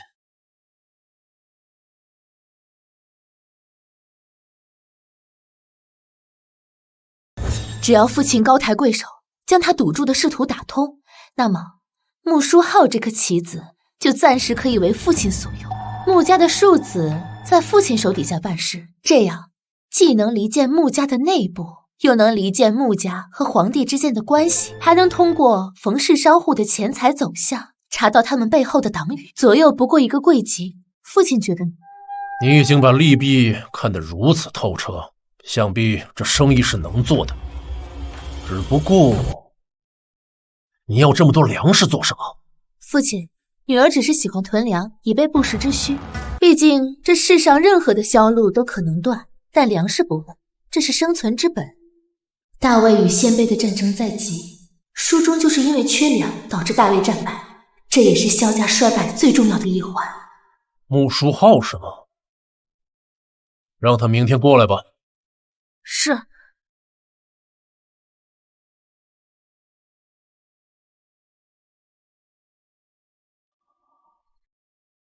穆书浩拜见宰相大人。起来吧。如此一来，冯氏的粮商都会成为岳氏的产业，粮草不会成为父亲对战鲜卑的难处。父亲好，萧家才能好。云泽，你跟朕保证回去好好教导穆书浩，就是这么教育的，直接教导到萧红电影里去了。陛下息怒，穆书浩顽固不灵，微臣想尽一切办法劝导，他人心思不端，实属无可奈何，请陛下责罚。朕就如此的无用，背负不忠不孝的骂名，也要投奔到萧红电影那儿？还是说，你一个穆家想要占尽2个阵营？微臣断然不敢。穆家忠于魏朝，忠于先帝，更忠于陛下，请陛下明鉴。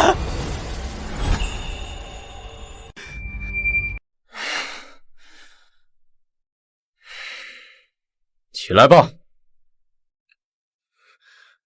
谢陛下。说说，外面的情况怎么样了？禀陛下，鲜域部落已经准备好发兵南下，他们声势浩大，萧红必会带兵增援西北。只要我们能让萧红将拓跋部落的军队调离东北，虞国和乌国在东面夹击，萧红腹背受敌，此战必败，威信必损。陛下也可趁着萧红离京受创之际，收回京中兵力。好，只可惜狄州和越州2州领土竟然要拱手相让给鲜羽部落。陛下，萧红不出，迟早篡逆。只要能将这奸佞除去，让陛下重掌朝纲，一切都是值得的。来日方长，等陛下掌权后，再遣勇将率军北上退敌，未必收不回来。是啊。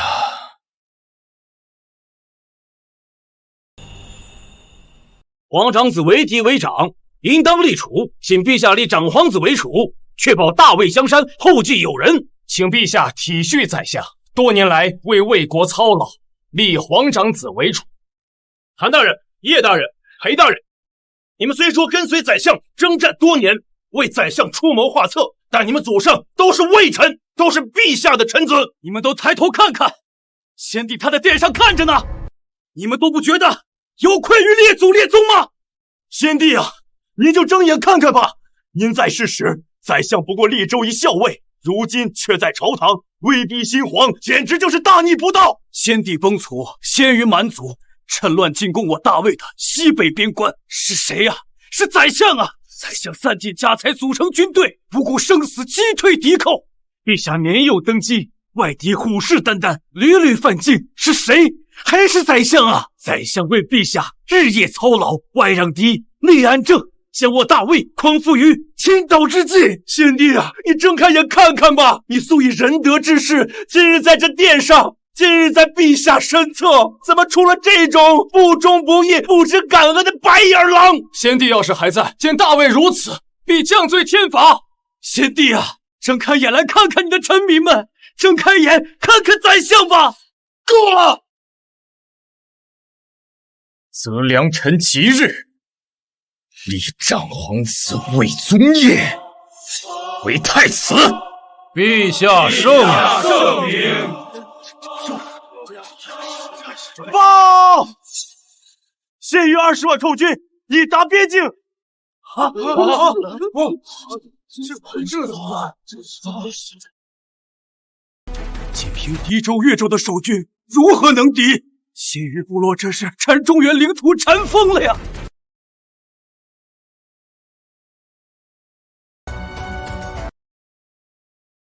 陛下，立储大典之后，臣愿率30万大军亲征，驰援西北。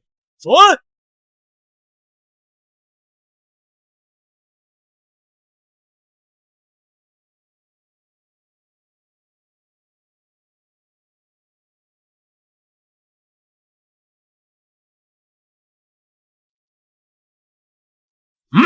不退敌军，绝不返城！不退敌军，绝不返城！不退敌军，绝不返城！不退敌军，绝不返城！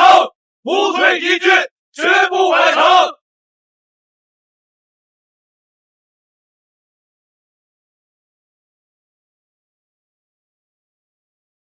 走。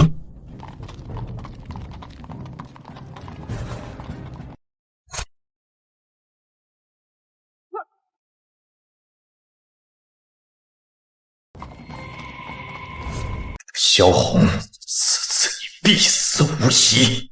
哼！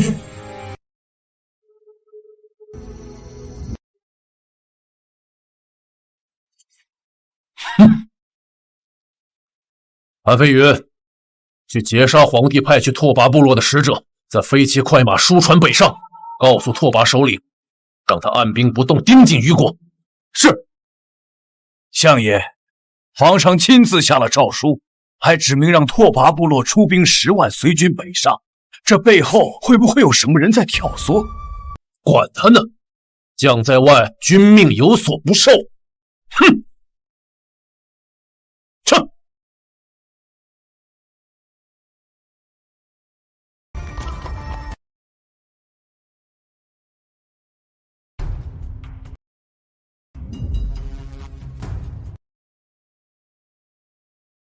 相爷，这已经2个月了，虽然我们也胜了几场战役，但这粮草依然告急呀。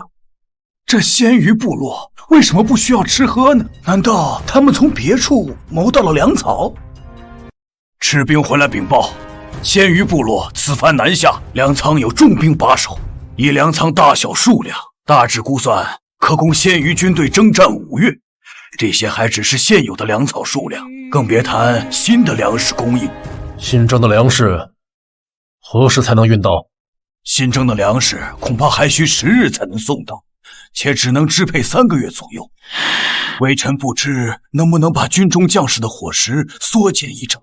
不能再缩了，将士们连5分饱都吃不上，谈何御敌呀！报！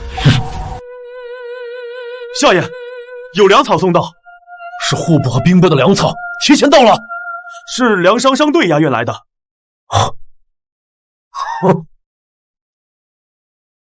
粮草都在这儿了，你们清点一下。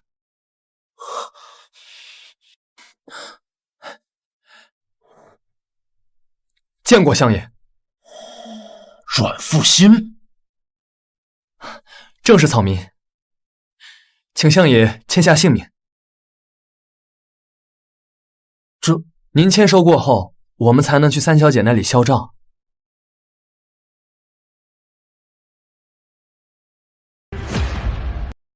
什么？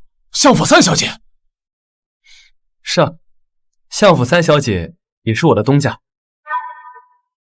3小姐还说，若是草民有幸见到您，替她向您请安。好，太好了！这些粮草足可养大军半月有余，如此一来，可解了我们燃眉之急呀！王叔啊，王叔，真是我的好女儿啊！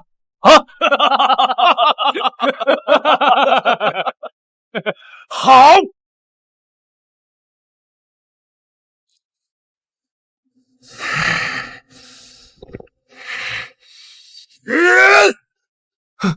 为什么他萧红没有拓跋骑兵，也能打得鲜鱼部落落花流水？陛下息怒。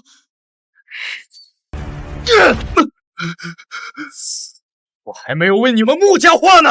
为何拓跋骑兵没有离开部落？为什么于国吴国像缩头乌龟一样迟迟不肯动手？萧红离京前逼朕立下的储君，只要他学会了说话，学会了走路，等萧红一回来，就可以领群臣逼朕退位了。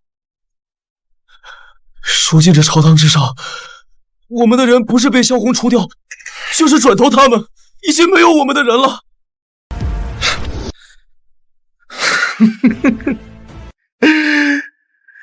没了，全没了。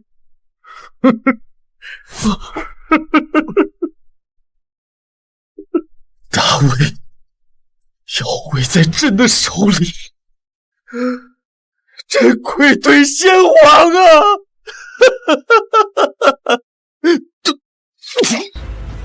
陛下，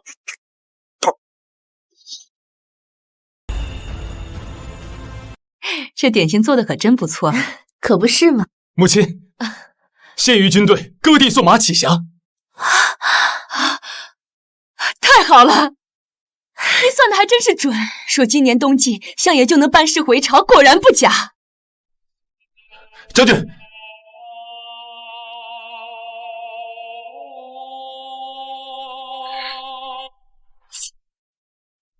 穆家人果然按捺不住了。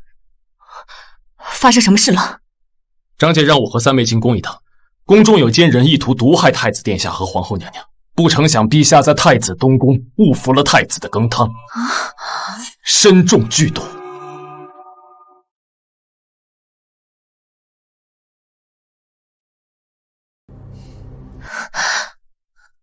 你先进去吧，我带兵检查一下。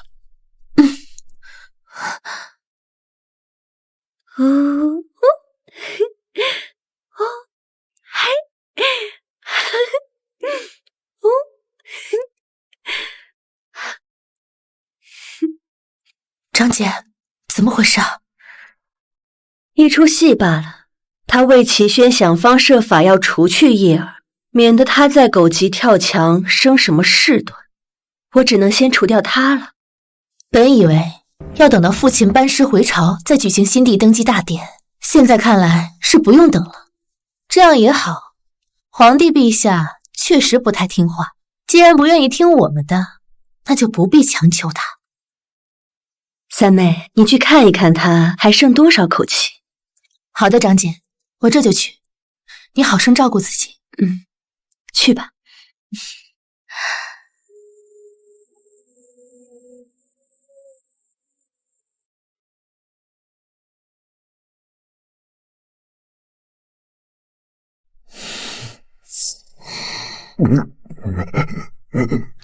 陛下中毒颇深，既是祖宗庇佑，得以解毒，日后也只能静养，无力操劳国事。还请陛下早日传位太子殿下吧。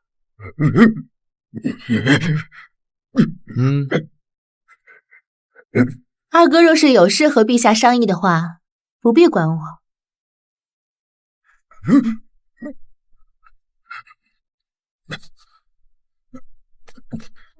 还有，此番谋害陛下之人，末将已查出幕后黑手。端妃意图谋害陛下，末将已下令将他处以极刑，以正天威。早就死了，你们还把罪名安给他。是末将糊涂了，忘了陛下刚中过毒，身子不适，无法恢复末将。既如此，末将就自己看着办吧。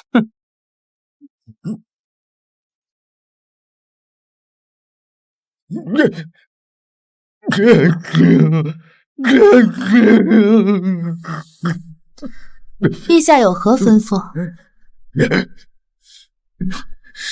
是你害死主帅，提供粮草。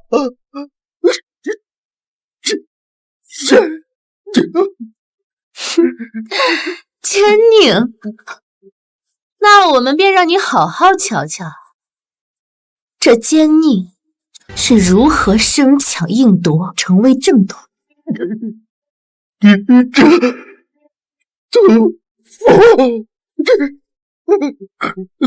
臣女恭送陛下。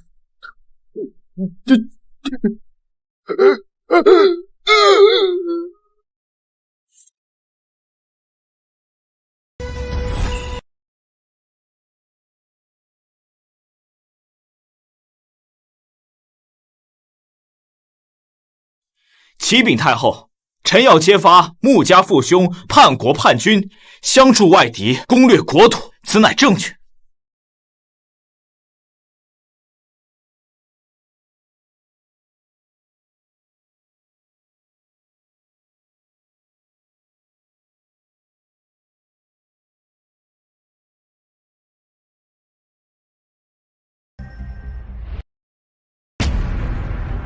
岂有此理！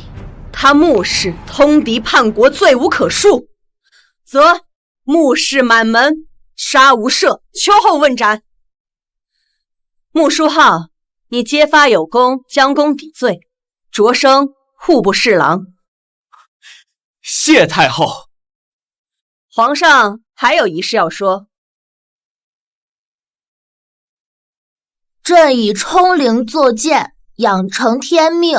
夙夜忧勤，唯恐福寿。然朕年齿尚幼，德薄才疏，恐负祖宗之托。宰相萧红才略超群，允文允武，多次拯救大魏于危难之际，实乃社稷之栋梁，万民之倚望。朕愿效法尧舜，禅位于萧红，以顺天意，以安民心。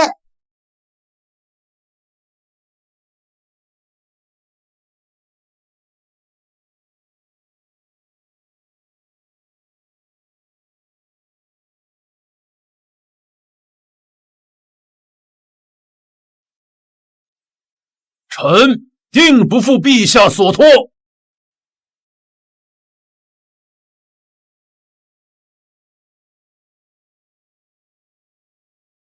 吾皇万岁万岁万万岁！娘，可以了吗？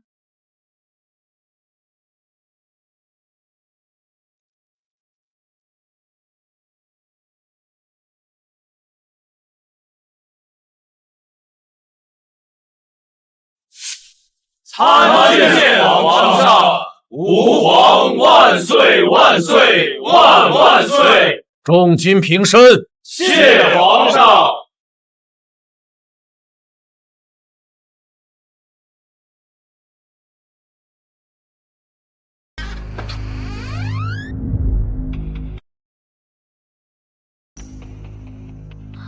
儿臣参见父皇。过来。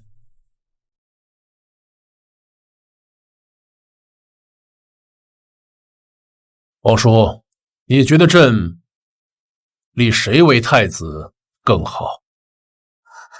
不论父皇中意谁，儿臣都会竭力辅佐。你若是个男儿身，该有多好啊！王叔，你可知朕在大战之际，曾经有过一个荒诞的想法。朕曾想过立你为主。自古无此先例，百官也不会容。老二猜忌有余，魄力不足，唯独你既有雷霆手段，又懂怀柔之道。父皇，女儿已入商道，若给我过大的实权，难保手底下的人不会越过朝廷办事，难保六部的官员心中不会失衡。商可以辅政，但如果跨过阶层，那将会产生一场阶层内乱。那当商道围着朝廷的命脉，谁敢说女子不能治国？父皇，这是……既然我已做了这青史留名的奸臣，那我就不妨再进一步，让我的女儿成为这天下无双的女王，甚至女皇。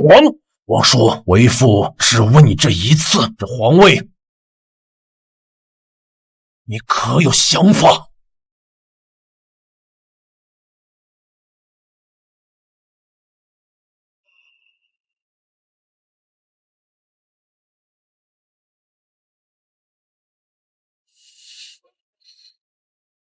封萧望舒为皇太宇，继承大统。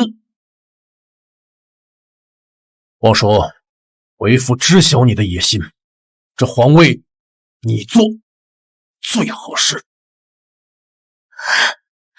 儿臣遵旨。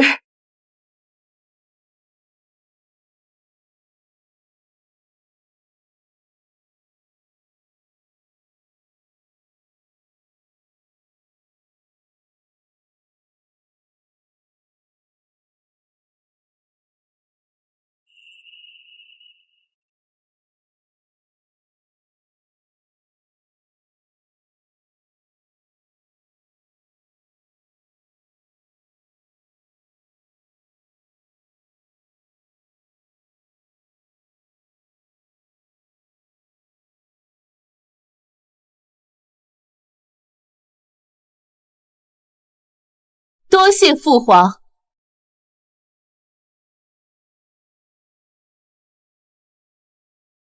父皇万岁万岁万岁！太宇千岁千岁千岁！众卿平身。既然成了这千古未有的名号，便要让天下人知道，女子之眷亦可定山河。